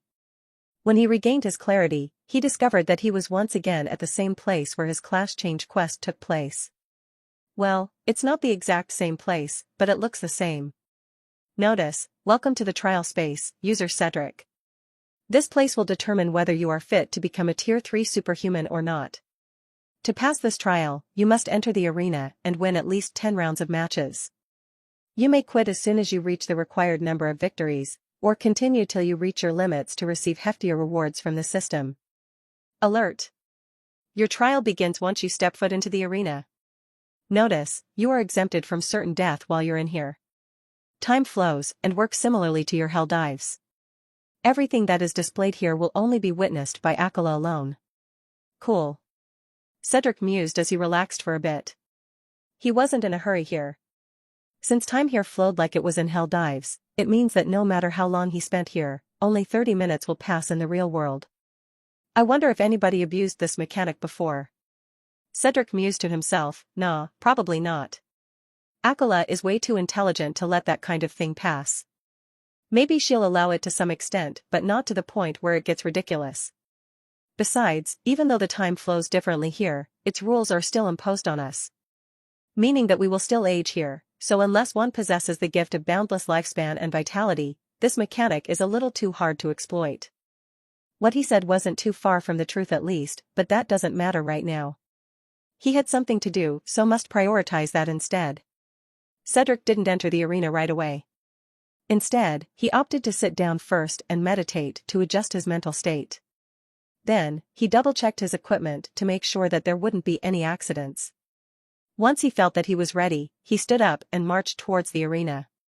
And as soon as he stepped foot there, the trial had already begun. He sensed an enemy manifesting nearby. Before they even formed, Cedric already locked onto their location. Still, he waited until the enemies formed to see what he was facing. A human? He muttered to himself once he laid eyes on his enemy for the first round. That's right, he's facing humans again. However, he noticed that whoever he was facing had no consciousness. It has instinct, which was geared to offense, but it wasn't intelligent at all. It seemed like a puppet or something similar. Ah. Cedric's expression brightened up. You must be a memory then. Cedric has heard of this before, or did he read it somewhere? Either way, he had come across this information before. Akala likes to remember people who showed great potential. She doesn't do this for the mere sake of melancholy or anything, she does it to use as her tools to accelerate the growth of humanity. By fighting a memory of a really impressive individual, one could broaden their horizons and feel sufficient pressure to properly elevate their strength. Cedric clearly has no idea who his first enemy was, and he wasn't all too concerned. Especially since the enemy who just showed up couldn't even dodge the first bullet he shot. The memory of that person disappeared just as fast as it came. This moved Cedric to the second challenge. Again, another memory appeared and again, he only used a single bullet to deal with it. This happened on the fourth, fifth, all the way to ninth enemy. Every one of them couldn't dodge his bullets fast enough. As for the supposedly last round, Cedric finally faced someone who managed to react to his bullets. Unfortunately, though, that guy wasn't able to survive the second bullet he shot. This has become a trend, but by the time he reached his 21st enemy, the difficulty spiked and it was obvious.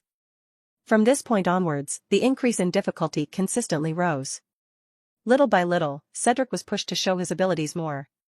There were resting periods after every 10 rounds that lasted for 30 minutes, long enough for him to regain his strength. Cedric breezed through the trial. He faced Akila's memories of geniuses one round after the other. He reached the 30th round, the 40th, 50th. Eventually, he met his match in the 100th round, and that fight ended up in mutual destruction. Fortunately, he couldn't die here, so he had no qualms sacrificing himself to bring that guy down. Congratulations, user Cedric.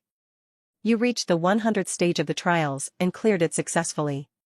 You have achieved a feat that only a few managed to do in all of superhuman history. For this, Akila asks, are you willing to have her memory of you to be the final challenger for the Tier 3 advancement trial? Oh, this can happen? Cedric was mildly surprised. Sure, why not? Sounds fun. Akila appreciates your enthusiasm. Congratulations on passing your tier advancement with flying colors.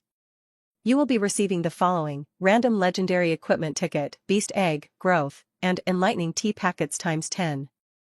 Ho ho. Cedric smiled at those rich rewards. He then began inspecting them one by one. Legendary equipment ticket, random. Directions: tear this ticket to receive a random legendary tier equipment. Beast egg, growth. This beast egg is special. It is unknown for now, and its owner must nourish it within their bodies to incubate it. Its form will depend on its owner's personality, potential, and dreams. Note: having the subclass, Beast Tamer, is not required to raise this beast egg. Enlightening tea packets. A special product that only a select group of people receives. Brew it and consume it for a guaranteed enlightenment. Note: focus on the matter you want to be enlightened about before consuming this tea for maximum effect. The rewards were nice and all, but for now, that wasn't his priority. Since he already passed the test, his advancement will now begin. As if on cue, Cedric felt a strange sensation bubbling within him. He became alert and immediately sat down to brace for the impact. Boom. Cedric's body shook. A wave of pure unknown force slammed into him, causing him to groan uncomfortably. Nevertheless, it wasn't threatening. He hurriedly relaxed his body, allowing it to absorb the foreign energy that was being transmitted to him. While the list of requirements didn't include demon souls, it's under the premise that all system users know that every advancement needs it. A given fact, more or less. For Cedric's Tier 3 advancement, he needed a whopping 150,000 purified demon souls. For others, this would have been impossible to get, but since Cedric could collect them, this was no problem for him. He had millions of purified demon souls collected in his inventory. He prepared them beforehand since he didn't know how much he would need. The strength of purified demon souls as well as a mysterious stream of energy were combined and funneled into Cedric's body, changing and strengthening him in the process. Cedric's mind, body, and spirit were being elevated at a discernible pace. The previous impact of the energy mixture no longer bothered him. Right now, he solely focused on allowing his body to absorb as much as it can while also paying attention to the changes within him. Time passed and soon, Cedric could tell that his advancement was tapering off. By now, his body was already adjusting to the recent changes. However, Cedric still has something to add. Once he's done absorbing every morsel of energy there was for his advancement, he circulated the White Lotus Core technique. He decided to take this chance to advance from the hollowed core stage to the solid core stage. Through his perfect control over his ki, the hollowed core gradually filled up. Incomparably pure ki was poured onto it, causing the hollowed core to start rotating in place. Cedric was completely focused on this process. He couldn't afford to be distracted since one wrong move could severely injure him from within. Thankfully, his control was perfect, not even a sliver of ki was wasted when he moved them. Eventually, he converted enough ki to fill up the hollowed core. The next step is to compress it as much as he could. And to do that, he had to exert his will upon the core and have it spin even faster. Doing this wasn't too challenging for him either. He compressed his core again and again until it became the size of a mung bean. It's incredibly small, but make no mistake, this core packs ultra-dense ki. If he were to release this and have it explode, it would wipe out the entire Black Thread City in mere seconds. Once Cedric felt that he reached the limits of his core compression, he released his hold on it. Its rotation speed visibly slowed down a lot, but that's fine, it doesn't have to spin that fast all the time anyway. More importantly, however, Cedric's ki, which used to be in gaseous form, has now condensed and purified even more and was close to liquefying. As a matter of fact, he already collected a drop of liquefied ki, and it was not coursing through his body, nourishing and strengthening him. Thanks to this nourishment, Cedric's body underwent another metamorphosis. His skin started shedding, more impurities were pushed out of his body, and he also bled a lot, but none of these were harmless. It was a natural process since his body was being refined to a whole new level. Finally, Cedric mused to himself, solid core stage and tier 3 LV.1. My strength elevated greatly. It was normal for him to be excited. The feeling of becoming stronger was exhilarating. Cedric casually threw a punch and was elated when he saw its effects. Even this casual punch of his could severely injure C-rank superhumans of the same level. This just shows how absurd he had truly become. With the elevation of his strength, the burden he could shoulder increased as well. Of course, this comes with responsibilities, but since he's still a nobody for now, he still had time to spare. The range of my senses also increased by a lot. Cedric murmured, around 50 miles with me at the center. The Black Thread City is about 100 square kilometers, about 38.6 miles. Simply put, no matter where I am in the city, I will know everything happening within it and some distance outside of it. That's great. He briefly wondered how Erisham and the city lord would react to this if he were to tell them. When Erisham asked him last time, he severely downplayed it and said that his range was about 1.5 kilometers. They wouldn't suspect it if I were to say that I could sense up to 10 kilometers next time, right? He mused to himself, before shaking his head. My body will need time to consolidate this breakthrough. It will do it on its own though, so I'm not worried. Cedric muttered while cleaning himself. Once he was done, he briefly admired himself in a mirror. His previous exfoliation made him even more handsome than before. There's also a faint smell of freshness coming from his body. Strange, I'm pretty sure I used unscented products just now. Could this be my natural scent then? Cedric decided to not think too much about it. He wasn't too concerned about this. So long as he doesn't smell bad, then it is fine. Since he's done with his breakthrough and advancement, Cedric decides to settle a few more things before leaving this place. He took out the beast egg and held it close to his body. He analyzed it with his senses, and he felt the latent seed of life within the egg. It's as if it were frozen in time, it's alive, but it won't grow unless he does something about it. Also, because of its form, it's impossible to discern what kind of beast it was. Well, he's better off nothing thinking about it. After all, its description said that it would depend on him and the nourishment he could provide. Fortunately, I don't need to be a beast tamer to incubate it. Cedric sighed in relief.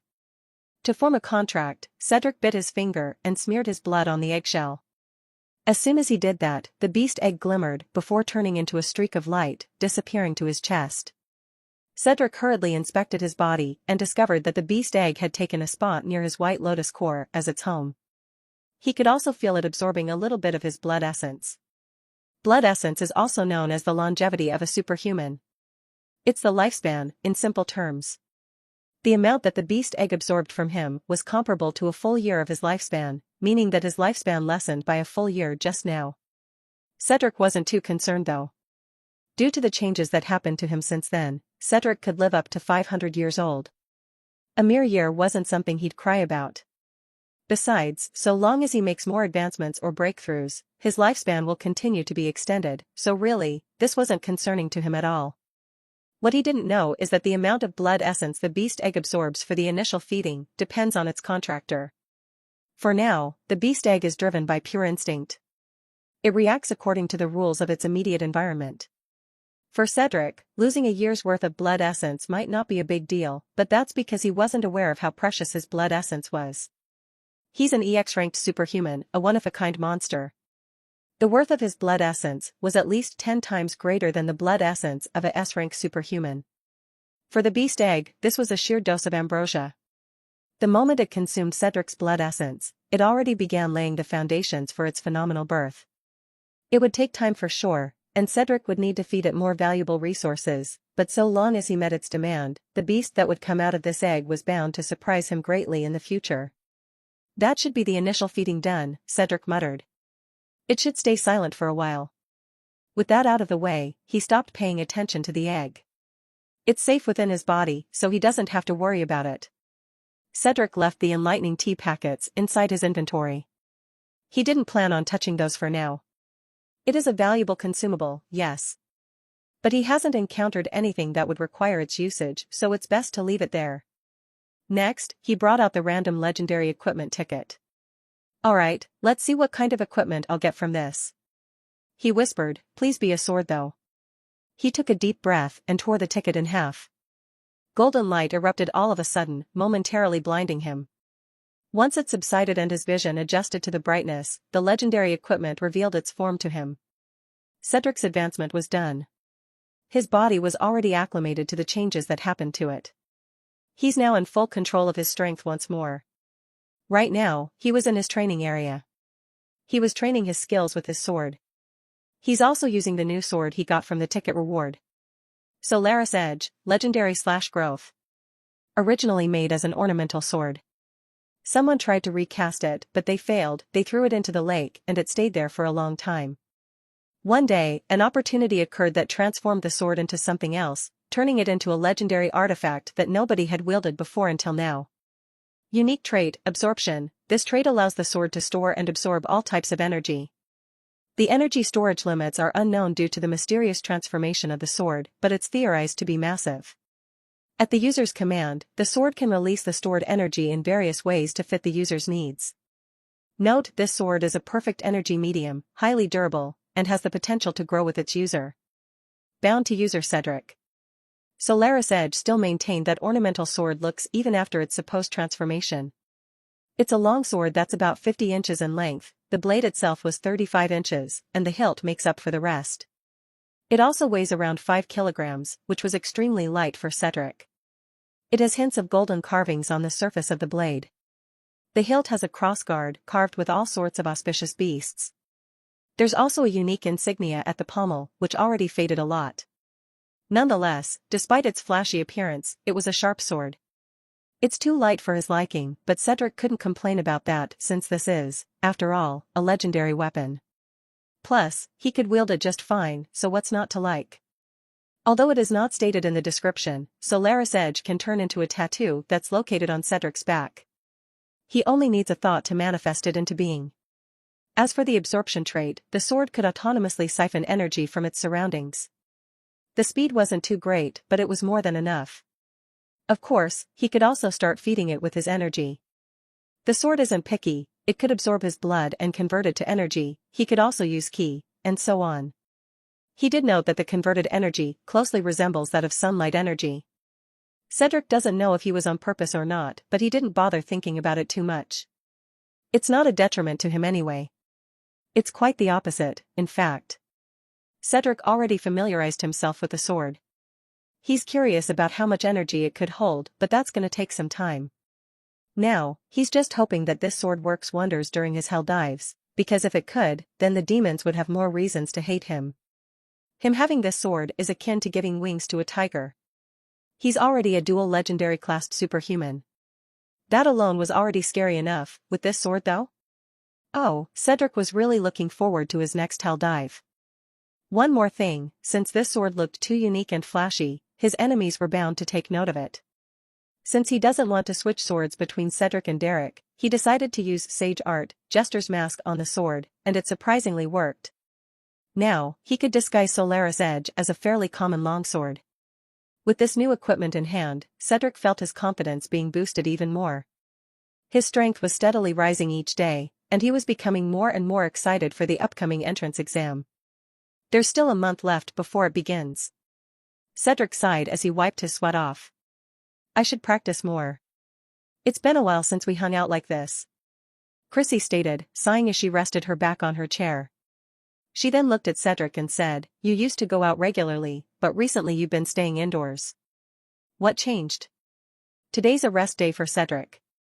This was non-negotiable, since he didn't want to abuse his body unless it was completely necessary. Besides, his progress has been slowing down anyway, so he might as well relax from time to time. Right now, he's hanging out with Chrissy and Erica at the latter's house. He had grown considerably close with the two. It was Erica at first, since they're neighbors. Chrissy essentially rented a room on Erica's house, so he became close with her too. Ah, that. Cedric chuckled lightly, nothing much, I'm training for something. Training? Erica raised a brow. Are you having trouble with your hell dives? I thought you were doing well with your projects as a scribe. Do you need help? You can invite us to a party. We may not look like it, but we're skilled, you know. I appreciate the offer, but it's not that. Not the hell dive. Cedric shook his head. It's for an entrance exam, actually. He smiled as he continued grilling some meat. Chrissy and Erica looked at each other for a bit, then they got thinking. Moments later, Erica's eyes suddenly widened as she exclaimed. Wait, hold on. She grabbed the armrest and leaned forward a bit. Entrance exam? When will it take place? Next month? The exact date hasn't been released yet. Cedric blinked at her sudden interest. No way. Erica exclaimed. The only school that's having an entrance exam next month is the Starlight Royal Academy. Do you plan on enrolling there? What? Starlight Royal Academy. Chrissy looked stunned as well.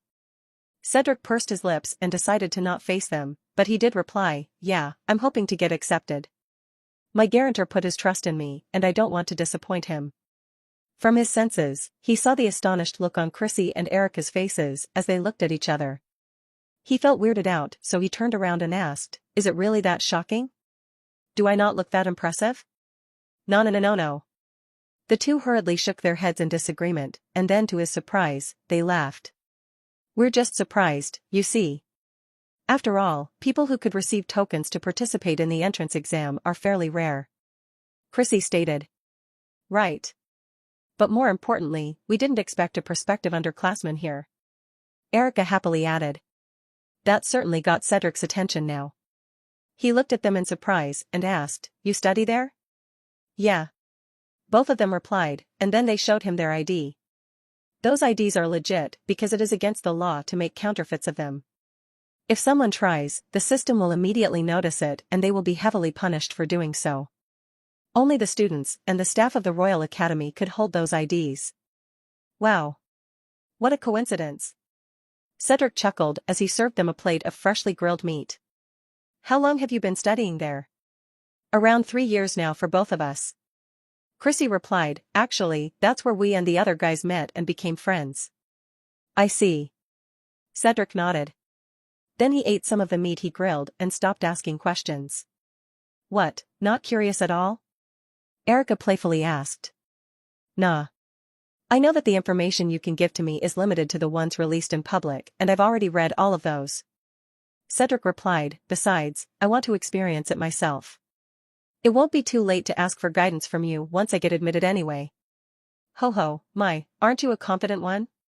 Chrissy teased coquettishly. You know it. Cedric winked at her, causing the poor girl to be flustered. Stop with the innuendos, please. It is way too early for this. Erica snorted, but the two knew better than to believe her, especially when she too looked flustered. Oh come, Riri. Chrissy playfully whined beside her. Don't tell me you didn't miss Big Brother Cedric? It's been weeks, you know? See, now he looks hurt. The way she said Big Brother implied way too many things that Erica would rather not discuss right here and right now. Stop teasing her. Cedric playfully scolded Chrissy upon seeing how red Erica became. But why, Big Brother? I'm not teasing though. I'm telling the truth. Chrissy feigned innocence in a naughty way. If I was teasing, it'd look something like this. Cedric momentarily froze when he felt her foot slowly making its way up his legs. Shaking his head, he decided to let her be. It's not like she's harming him anyway. Chrissy! Erica quietly screeched as she started looking everywhere to see if there were other people around. Girl, relax. Nobody will see us like this. Cedric made sure of that, right, big brother? Yep, Cedric smirked as he firmly held Chrissy's foot and placed it to a better angle so that she could really feel his length. Ooh la la, Chrissy let out a scandalous giggle. Look, big brother. Erica looks jealous. Oh no. Cedric's smirk became bigger. Then we better do something about that, isn't that right, kitten? Erica didn't even have the time to scream before Cedric grabbed her and carried her towards the bedroom with Chrissy as well. At this point, it's pretty obvious that their closeness reached an entirely different level, but that's between them. Every participant agreed to this setup anyway. Within a spacious room, a few people gathered around the table. These people seemed to be enjoying a fairly relaxing time, but in truth, they're actually working right now, it just doesn't look like it. Another year, another batch of prospective students. One of them sighed as she stared at the system prompts in front of her. Based on the list we received, it seems that we shouldn't expect much this time either. Don't be so pessimistic, Umla. One of her colleagues chided, who knows, maybe this batch will surprise us. You say that every year, Celine. Umla grunted. The last time that we had actual talents was around 3 years ago, and that batch wasn't even all that impressive to be honest. They're barely scraping by as we speak. Well, that's on them. We already provided them everything they need. If they couldn't even reach our standards, then they know what their ending will be. One of their male colleagues chimed in. What, still bitter about your disciples' piss-poor performance last time, Ignatius? Celine teased, causing the man's expression to twist. Gah. Don't even remind me of that fool. Ignatius snarled. I'm this close to disowning him. How can someone be so foolish? Hey, quit that. You've nearly set the table on fire. Another one of their colleagues scolded. Oops, my bad. Ignatius quickly reeled in his temper. It was embarrassing for someone like him to lose control over his powers like this, but he couldn't help it. His youngest disciple just irked him to the bone. How about you, Orion? What do you think of this batch? Umla asked their stone-faced colleague. Well. Orion cleared his throat, I can't conclude anything right now. We'll have to see it ourselves during the test, but there's someone worth noting amongst this batch. Now that got his colleagues curious.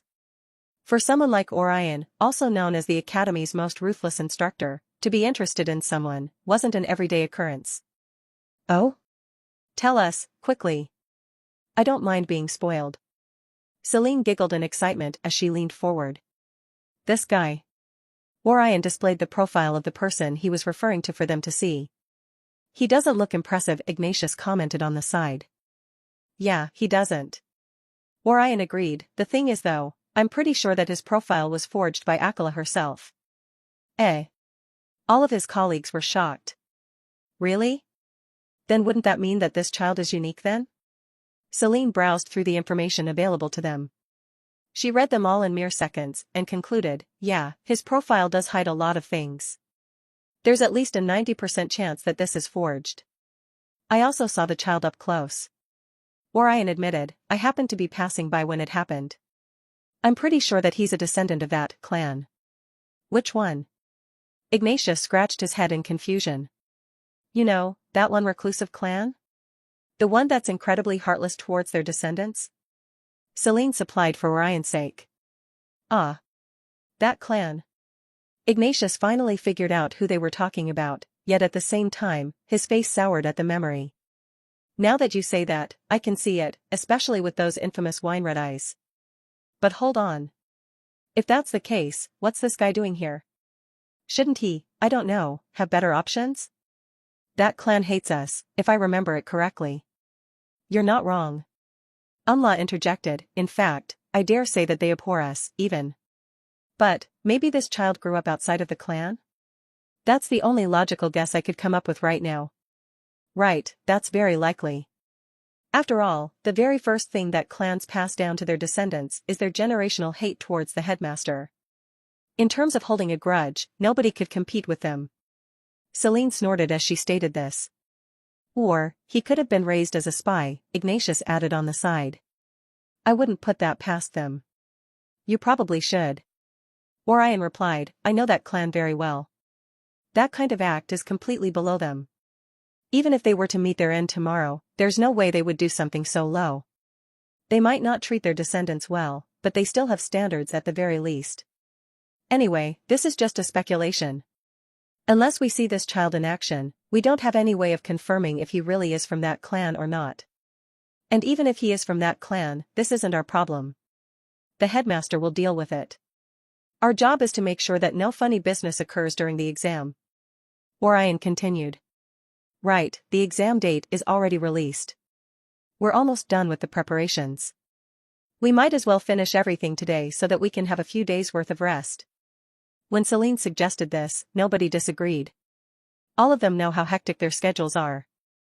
It's already rare for them to be in the same room together, so they should take advantage of this chance while it's still there. And just like that, the staff of the Starlight Royal Academy went back to work, hoping that they could finish all of the remaining tasks that day. The staff aren't the only ones who were busy with the entrance exam. In fact, the entrance exam is much more of a big deal for the students, compared to the instructors. When the exam date was released, all applicants were thrilled and nervous. It was finally happening next week. The sheer fact that it's this close made them feel anxious. Most of them already made their preparations, but due to their anxiety, they were now doubting if that was enough. All of them knew that the Starlight Royal Academy was where the cream of the crop would gather. Only the best will be accepted. Each applicants have their pride as geniuses, they wouldn't be bestowed with a token if they weren't qualified after all. That said, with all of the young geniuses gathering at one spot, of course, differences will become quite obvious. With how intense the competition would be, it's normal for them to doubt their abilities. Though, a small number of participants didn't feel the same way as the others. These people didn't feel any ounce of burden or nervousness at all. Some of them believed that this era belongs to them or they just don't have the time to feel jittery right now. If this was due to sheer confidence or arrogance, only time could tell. What matters is that everybody is bracing themselves right now. They worked hard to get to this point and an opportunity presents itself to them. If they could grasp it, their future would be bright. If they couldn't, then they could only wallow in misery and regret, living the rest of their lives in mediocrity. The time to prepare already passed long ago. With this entrance exam occurring mere days later, what the participants should do is consolidate everything they achieved so far and prepare to head towards the royal capital. After all, if they don't show up, they couldn't participate. Speaking of the royal capital, Florence is now bustling with activity. Many people were arriving in droves. Their objectives varied, but the majority of them were here to experience the Starlight Royal Academy's entrance exam. Some who arrived were participants, others were just here to watch or broaden their horizons. Of course, there are also people who are trying to take advantage of the event. There were some who set up stalls, some started poaching people to join their schools instead, and so on. It's all of this that caused the royal capital to be extremely active. Amongst this sea of people was Cedric, accompanied by Chrissy and Erica. He already squeezed out as much progress as he could have at his current form. Throwing himself to harsh training until the very last minute wouldn't do him any good. The opposite might happen, even. So, he decided to come a few days early and find a place to stay temporarily. Chrissy and Erica were there to help him out. The two didn't tell Cedric anything about the entrance exam despite their closeness, mainly because they're forbidden to do so since that would be unfair to the rest. Besides, even if they could, Cedric wouldn't hear it. He already said that he wants to experience it himself and the girls could respect that.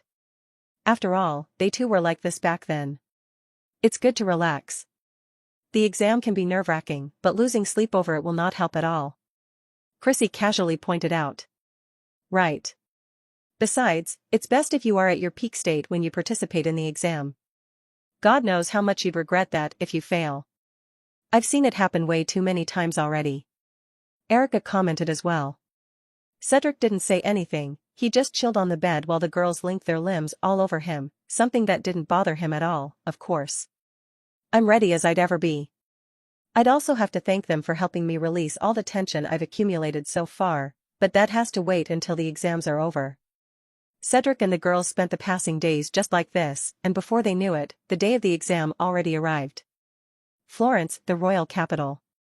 It is a metropolis that stands proudly amongst others. Others call it the home of heroes, for many legendary characters were born and raised here. It is also a place where the real powers governing the Eastern continent could be found. One of them was, of course, the Starlight Royal Academy. Though it bears the royal in its name, the academy isn't under the control of the royal family at all.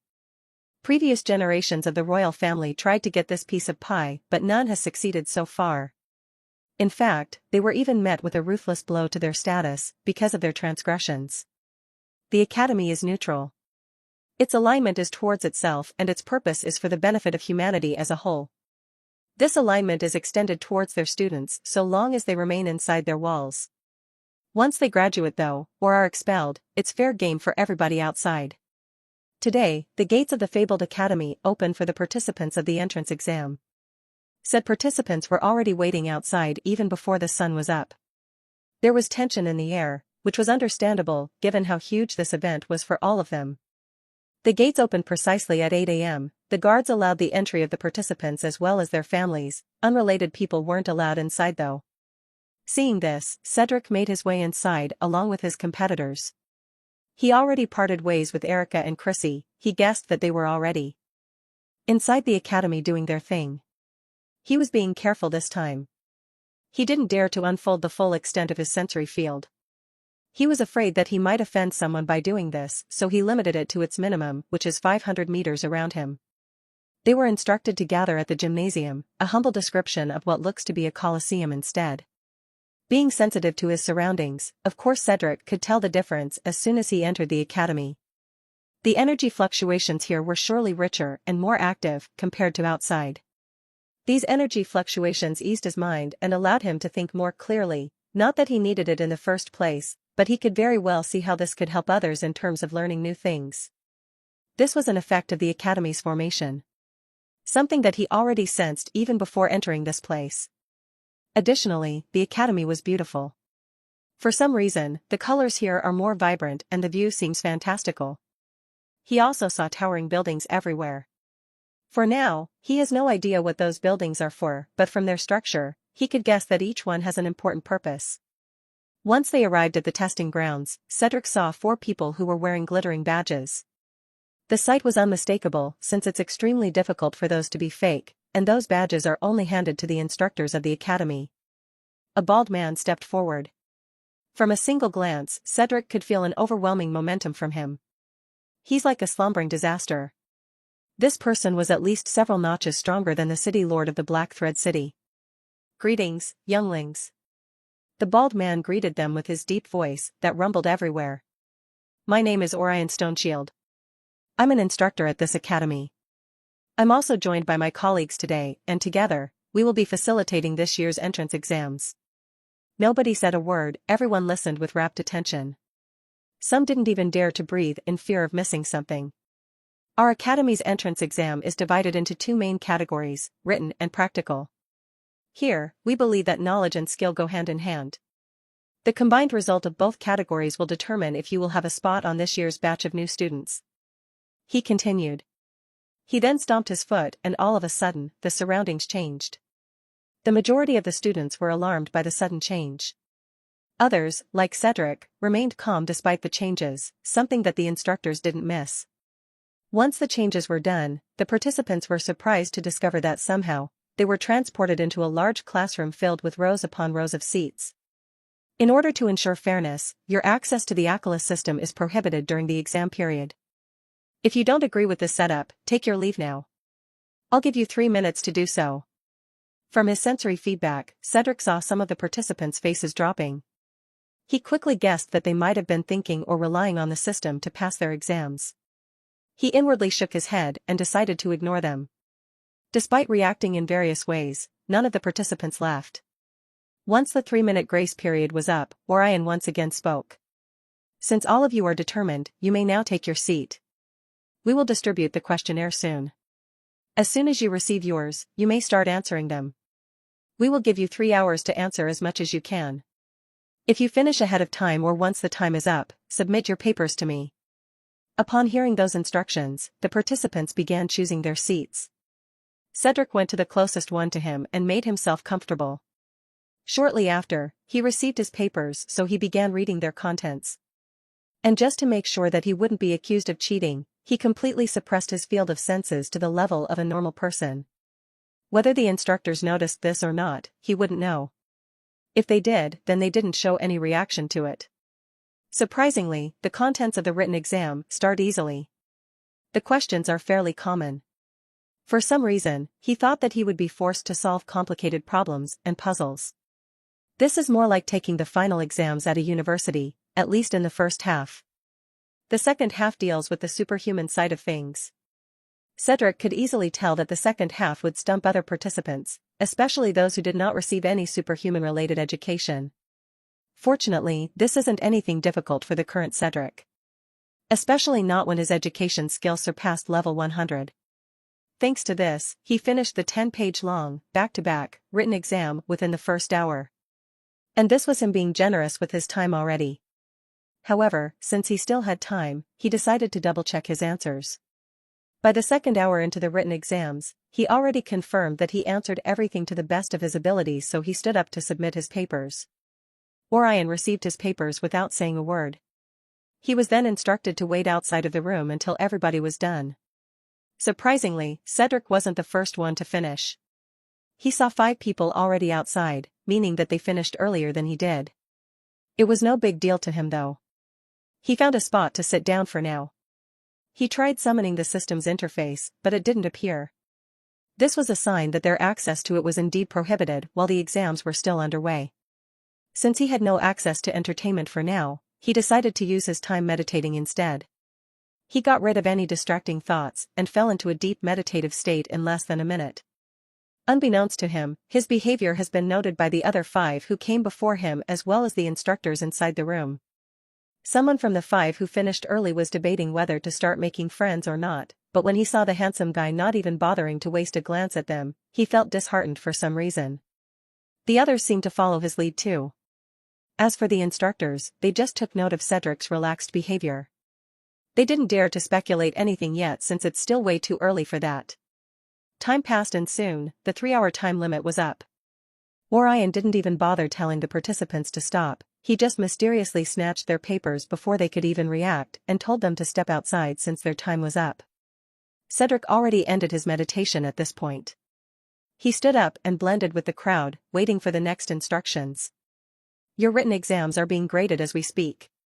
I advise you to not think about it too much though. After all, your tests aren't done just yet and you should focus, because the practical exam is the part that you absolutely should not fail. He stated. Judging from those words, it seems that the impact of the practical exams weighs more than the written exams. A bit biased, but that's to be expected. After all, strength has always been valued more than knowledge in this era. Cedric mused to himself. We will now be starting the practical exams. Orion exclaimed to get everybody's attention. He then stomped his foot to reveal a platform to which a lotus blossomed. Cedric watched as layers upon layers of barrier covered the lotus. That's when Orion spoke. This will be the first part of your practical exam. The practical exams will be divided into 3 tests and a bonus test at the end. The first part is called the Test of Strength. Orion announced. This is the blooming lotus of protection, Orion stated as he gestured at the treasure. It's a Tier 6 artifact that produces 999 layers of barriers to protect its user, with each layer tougher than the last. Even though it's only Tier 6, this artifact could serve Tier 8 experts. It could even be considered as their favorite defensive tool. All of you will take turns attacking this artifact. To pass this part, your attack must reach the 50th layer at least. Of course, the deeper your attack reaches, the better. Your results will be recorded, so do your best. Once we call your name, step forward and attack. We will begin with Carmen Arthur. The first participant stepped forward. Judging from the look on his face, he was extremely nervous. Nevertheless, he still summoned his weapon to prepare for his attack. Begin. Orion announced. With a courageous shout, Carmen exploded at his highest strength. He threw his spear with all of his might. Bang! Bang! Bang! Layers upon layers of barriers shattered due to his attack. Many participants were surprised by the explosiveness of his attack, but those who had good senses could tell that the attack was swiftly losing its momentum. 30th layer, 31 st. 38th. 40th. Carmen was praying to all the gods he knew. He only needed 10 more layers to break and he will pass this test. The spear continued until it reached the 49th layer, however, it stopped there. It seems to have met a fearsome resistance that sapped all remaining momentum it has. It barely scratched the surface of the 50th layer before dropping down uselessly on the ground, much to Carmen's despair.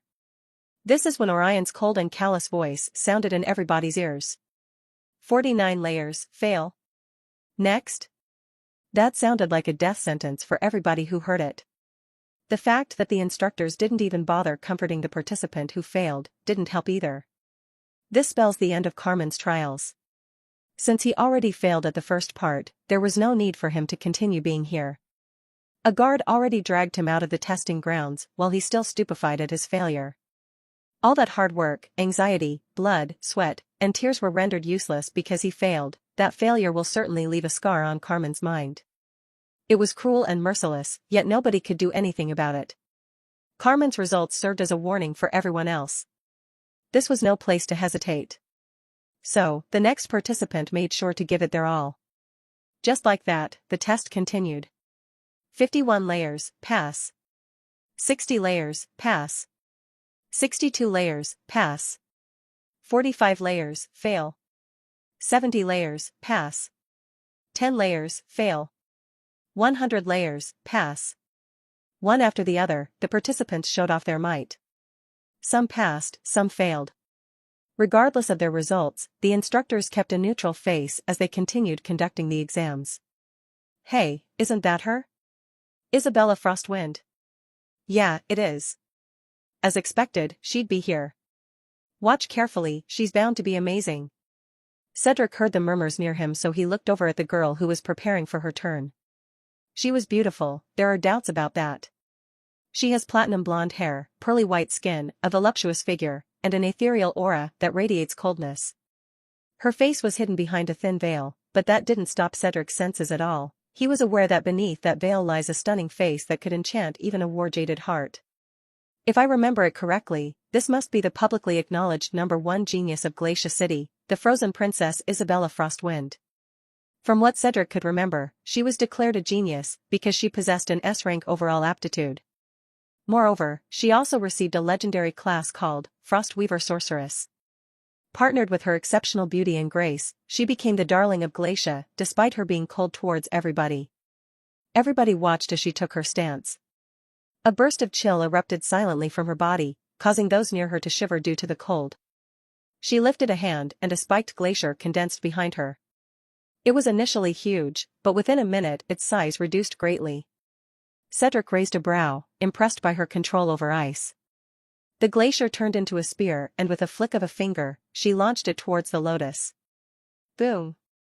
Its launch broke the sound barrier, shocking the majority of the participants.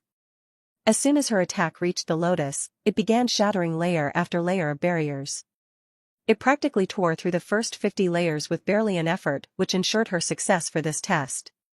The attack continued and only started slowing down once it reached the 100th layer. Everybody was silent as the attack continued forward until it met the 120th layer. A fierce struggle occurred for a brief moment before the 120th layer broke thanks to her attack exploding for its final act. Isabella Frostwind, 120 layers, pass. Next? Orion announced, causing the participants and the audience to gasp in shock. 120 layers. That's insane. Strong. She's so strong. As expected of the frozen princess, she really is formidable. How can we even compete with that? Heated discussions ensued as the absurd results were out. Some people felt threatened while others could only lament the sheer difference. The one responsible for this, however, barely paid attention to their discussions. She simply got off the stage and returned to the spot where she previously was, opting to remain silent instead. Of course, her stellar results didn't delay the exams. While everyone else was surprised, the instructors remained indifferent about it. Participants were called to partake in the test. After a few unimpressive results, another publicly acknowledged genius stepped onto the stage to show off. Hey! That's Garrick Earthshaker. I know him, I saw him on the news. Isn't that the guy who reportedly killed demons with his bare hands before? Yeah. His feat was witnessed during a livestream too. He's like, super strong. Garrick Earthshaker is another strong participant in this batch. The young man marched towards the stage with a broad axe on his shoulders. His face was calm, but it radiated power and confidence. Once he arrived there, he received the signal from Orion. Garrick hefted his axe, holding it with both hands. He stomped forward and an overwhelming force erupted from his body, causing several people to stagger in fright. His aura was akin to the awakening of a prehistoric beast. With a mighty shout, he raised his axe and cleaved the lotus using everything he had. That was then followed by the sound of glass breaking continuously, signifying the continuous shattering of the lotus barriers. Garrick's attack carried far more momentum compared to Isabella's. His attack swiftly broke through the first 100 layers without stopping. It only slowed down when it reached the 150th layer. Nevertheless, it still carried great momentum, which was enough to shatter more barriers. And under the dumbstruck gazes of the crowd, Garrick's attack impacted the 200th layer, shattering it before losing gas and dissipating into nothingness. Garrick Earthshaker, 200 layers. Pass. The commotion that followed that announcement was explosive.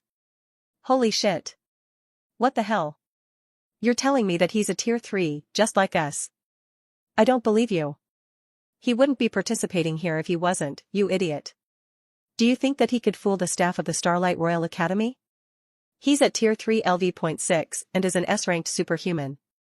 He also possesses a legendary class which specializes in strength, so this much is normal, for him at least. Yeah, us unlucky fools couldn't even begin to compare. How unfair. The audience was also discussing Garrick's mighty showcase. Darn. Kids nowadays are scary. Right? What even are they feeding him? Looks can truly be deceiving. Who knew that such a lean physique hides that kind of monstrous strength? That kid has to have innate divine strength at least. How else can he even exert that much strength? Cedric was impressed too, he just doesn't show it. In his mind, he could tell that beyond Garrick's latent potential and good luck, he was also hardworking. His senses wouldn't lie to him. Aside from experience, he could also see traces of hard work all over Garrick's body. Cedric knew that this guy did his best to hone his strength to such a degree that he didn't slack off just because he got lucky. Garrick's results were followed by a disappointment. The one who came after him barely penetrated 30 layers of barriers, causing the crowd to be disappointed and others to mock him. Still, just like before, the instructors remained indifferent no matter how impressive or unimpressive it was. They continued calling out participants one by one to do the test. And then, next, Cedric Stormrider. It was finally his turn. From the moment he was called, he already felt several pairs of eyes landing on him. Despite this, Cedric continued marching towards the stage undeterred. When he arrived there, he didn't say a word. He merely bowed at the instructors before taking out his sword from the scabbard. Begin. It wasn't just the participants or the common folk who were watching the entrance exam closely. Some of the academy staff were watching as well, they're just in a different area. They're also accompanied by a few important figures like city lords and people from the royal lineage as well. Ah, so this is the last that got your attention, city lordess. I must admit, she's quite formidable. One of the city lords remarked upon witnessing Isabella's performance. City Lordess Anastasia, Isabella's guarantor, smiled while shaking her head. It's a pity that I discovered her too late. If I had more time with her, I believe she'd display a more impressive performance. It is already impressive that she grew to this extent this fast. Besides, the instructors here would be better suited to look after her studies. Another city lord stated. I can't even be mad at that, since that's the truth. Anastasia chuckled. Anyways, I'm also looking forward to young Garrick's performance. I believe City Lord Silva raised him quite well, even going as far as adopting him. Saying that, the attention was now passed to City Lord Silva, who laughed uproariously at her words. Well, he was an adorable kid after all. He said with a hearty smile, besides, I would have never thought he would grow this much. I adopted him before he awakened, so I was surprised too. He reminds me of your youthful days, City Lord Silva. He talks and acts just like you, that I'm this close to thinking that he might be your illegitimate son or something. Another City Lord teased. You and I both, actually. Silva laughed. The resemblance gives me a whiplash sometimes, but I've tested it before, and the results were negative. Either way, doesn't make a difference. That's my kid and I love him to pieces. The City Lords grinned at his admission. They continued watching the exams until it was Garrick's turn. Suffice to say, everybody was struck dumb when Garrick made his move. Shattering 200 layers of barriers was a result that's currently unmatched in this batch of participants. Ha ha ha ha ha. That's my kid all right. Silva's uproarious laughter sounded amongst the crowd once more. His face was beaming with pride and joy at the results of his adopted son. He received plenty of congratulations from his folks, which greatly stroked his ego. But beyond that, even if Garrick were to have a less impressive result than this, Silva's opinion of him wouldn't change. He's still proud of him nonetheless. On the corner of the room, the City Lord of Black Thread City Reiner Braveheart was also present. But unlike other City Lords, he didn't join in the festivities. He opted to just watch on the sidelines, waiting for Cedric's turn. Unlike other City Lords here, who cultivated a close relationship with their chosen representatives, Reiner and Cedric were civil to each other at most. The fact that Cedric even showed up despite the risks was already stretching the limits of their relationship, at least that's what the City Lord thinks, which shows that he really didn't know Cedric at all. Because of this, Reiner didn't dare to get his hopes up. At the very least, he'd be more than happy if Cedric could pass the test and become a student of the academy. That alone will already bring in a lot of benefits to him and the city. Next, Cedric Stormrider. Reiner visibly perked up upon hearing Orion call out the name of his representative. He then saw the kid walking towards the stage. He doesn't look nervous unlike the others, which might be a good sign. His chance to shine will be at the third stage of the practical exam. It's already okay if he passes the minimum result for the first two tests. Reiner mused inwardly. Begin. He heard Orion declare. He then watched as Cedric summoned a rather ordinary-looking sword, causing him and other City Lords to frown. However, before they could utter any comments about that, they were silenced by a sudden sharpness prickling their senses. Wang! Everyone's eyes widened. The fluctuation coming out of Cedric's body felt so sharp and aggressive. It's like a sword was pointed at their throats, freezing them in place and making them think twice before making any sudden movements. Sword intent. This child has sword intent. How is this possible? Who is he? By its sharpness, I reckon that his sword intent is incomparably pure and matured. But how? He's so young. The City Lords as well as a number of the Academy's staff were floored by the sudden reveal of Cedric's fangs. Hell, even Reiner himself was dumbstruck at this revelation. How come this kid never told him about this? This was sword intent. It is a miraculous state of union with sword arts that every swordsman pursued in their entire lives. They would kill at the chance of comprehending it, yet this young man has it in spades. How can they not be shocked? Hell, even the instructors on the stage briefly showed reactions. Nevertheless, if they were surprised, the participants and the audience outside are even more so. The impact of Cedric's sword intent was even more intense towards the followers of the sword path. Then, they saw Cedric assuming a stance. His uncovered golden eyes gleamed with unprecedented braveness and sharpness. He gripped his sword and prepared for a thrust. He glared at the lotus as if it were his mortal enemy, and in one single stroke of brilliance, he performed his sword thrust. That was followed by a brilliant flash of steel, momentarily blinding a handful of people.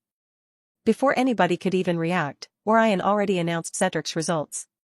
170 layers. Pass. Next. That caused an explosion to those who heard it. The crowd burst into a heated discussion as they watched Cedric calmly march down the stage like he had nothing to do with this. Incredible. But it didn't cross as many barriers as I initially thought. While that might be true, the speed of his attack compensates for it. No ordinary Tier 5 superhuman will be able to react to that attack just now. That's right. Besides, according to what I saw, the child just reached Tier 3 LV.1, and he still has a lot of growing to do. Additionally, he used a rather lousy weapon just now. Hey Reiner, you ass. This kid comes from your city, why do you look shocked? One of the city lord's remarks caught the attention of the rest. Don't look at me. I didn't teach him that. In fact, I didn't even know that kid has sword intent. Reiner groaned as he got woken up from his stupor. Cedric's results truly floored him. He wasn't expecting much to begin with, so his surprise this time was truly refreshing. That said, he also felt guilty. The fuck, man? Seriously, what are you doing? At least give the kid a proper sword. What's a guy like him waving trash like that? It's a waste, really. Don't blame me, asshole. The kid never asked me for anything. Even I didn't know he could do something like that. Reiner huffed in anger. Are you not close with your representative, City Lord Reiner? Didn't have much time to do so. Reiner snorted in reply, but deep down he was feeling guilty about this. I only knew of him during the cult's incident. I have been busy since. We also just recently experienced a black sky and I'm swamped with paperwork. Everything he does is all him. His statement brought a myriad of reactions from the listeners. On one hand, they sympathized with Reiner about the paperwork. As fellow city lords, they all knew how dreadful those papers were. Even with the advancement of technology, humans just can't escape that horrible thing. On the other hand, Reiner's final words were nothing short of incredible and unbelievable. The fact that his representative was able to achieve that much on his own, trusting nothing but his instincts, skills, and hard work, was nothing short of a miracle. Reiner himself was still shocked. He still thinks that Cedric will truly shine once the third test begins. If his results were already this impressive at this stage, who knows what kind of surprises he will bring once he gets on that stage? Just what kind of talent did Reiner unknowingly come across? With this feat, Cedric certainly made his way towards the upper list of the geniuses of this batch. Everybody, even the academy staff, looks at him differently now. In their eyes, his figure became more refreshing. Half of his face might be covered with a mask, but that didn't matter to delusional fools who are left to make up the rest with their imagination. Of course, there are also people who are now eyeing him warily. The majority of these gazes come from swordsmen who were greatly rattled by his display of sword intent. Nevertheless, neither Cedric nor the instructors up the stage were bothered by this shift. The exam continued until the last participant qualified. And with that done, they move on to the second test of the practical exams. We will begin with the second part of the practicals, speed. Orion glanced coldly at the participants. Much like strength, speed is also an important combat factor. There will be times when you will meet an enemy you can defeat. They will force you to flee, and if you're not fast enough, everything will be for naught. Orion waved his hand, and all of a sudden, the scenario changed once more. Everyone suddenly found themselves standing in front of a wide maze. This is where your next test will take place, Orion declared. This winding path is about 5 kilometers long. As you all can see, there's only a single path to follow, and that will take you to the exit. There's all sorts of traps and hazards along the way. For the sake of fairness, everyone will face the same traps and hazards in the same order. Your task is to naturally reach the exit as quickly as you can. Orion stated, your time will be recorded. If you can't clear this passage within a minute and a half, you fail.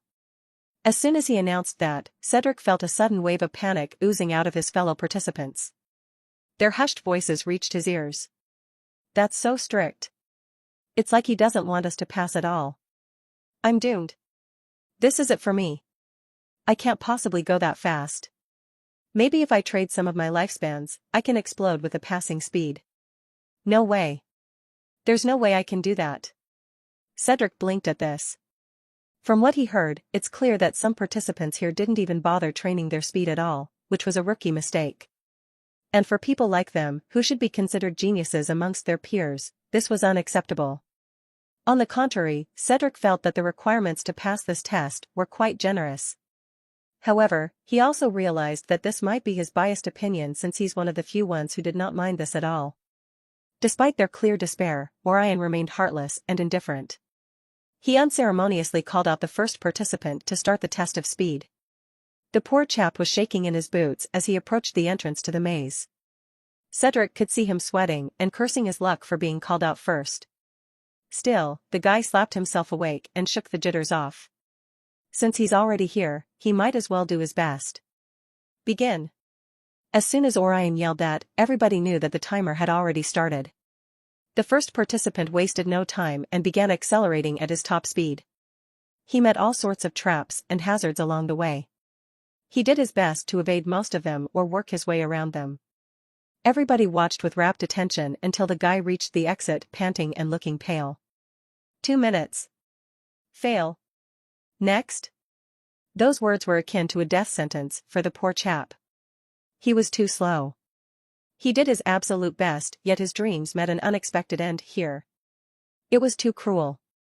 Everyone watched as the first participant downtrodden Ly left the stage to make way for the next participant. He looked as if he aged several years right then and there. They couldn't help but pity him. However, they also knew that if they didn't get their shit together now, they too would share his fate. So they could only sigh in secret while bracing themselves for their turn. 1 minute and 45 seconds. Fail. Next. 1 minute and 28 seconds. Pass. Next. 1 minute and 31 seconds. Fail. Next. No. No. Please give me another chance.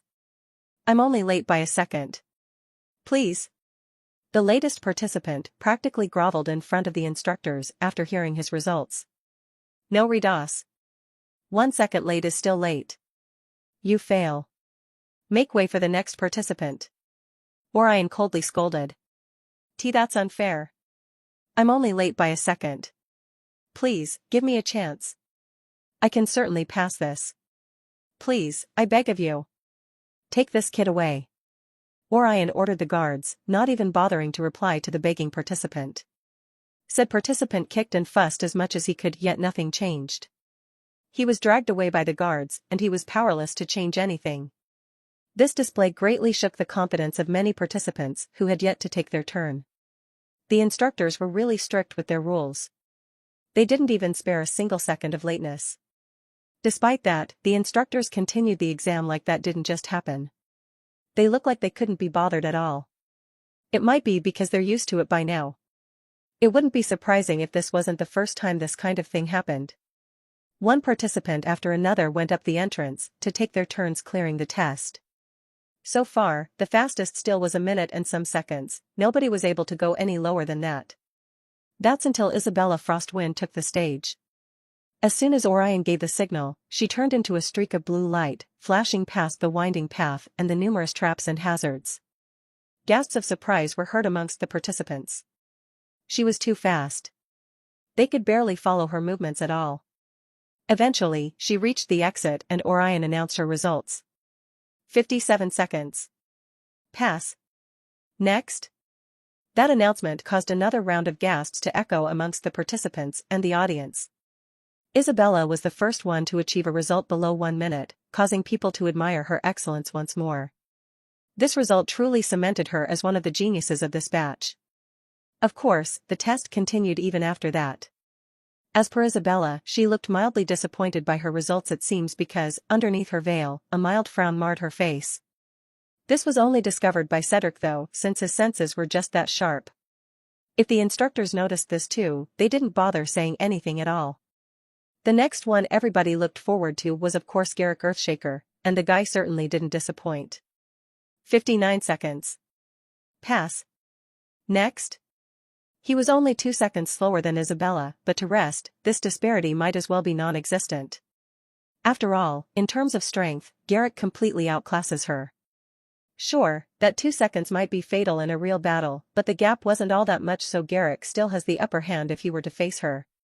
All of this was just speculation though. Nobody would really know unless they fought for real. Aside from the two of them, some surprising participants make themselves known in this test. Martin Danver. 58 seconds. Pass. Next. Ulfric Hawkeye. 57 seconds. Pass.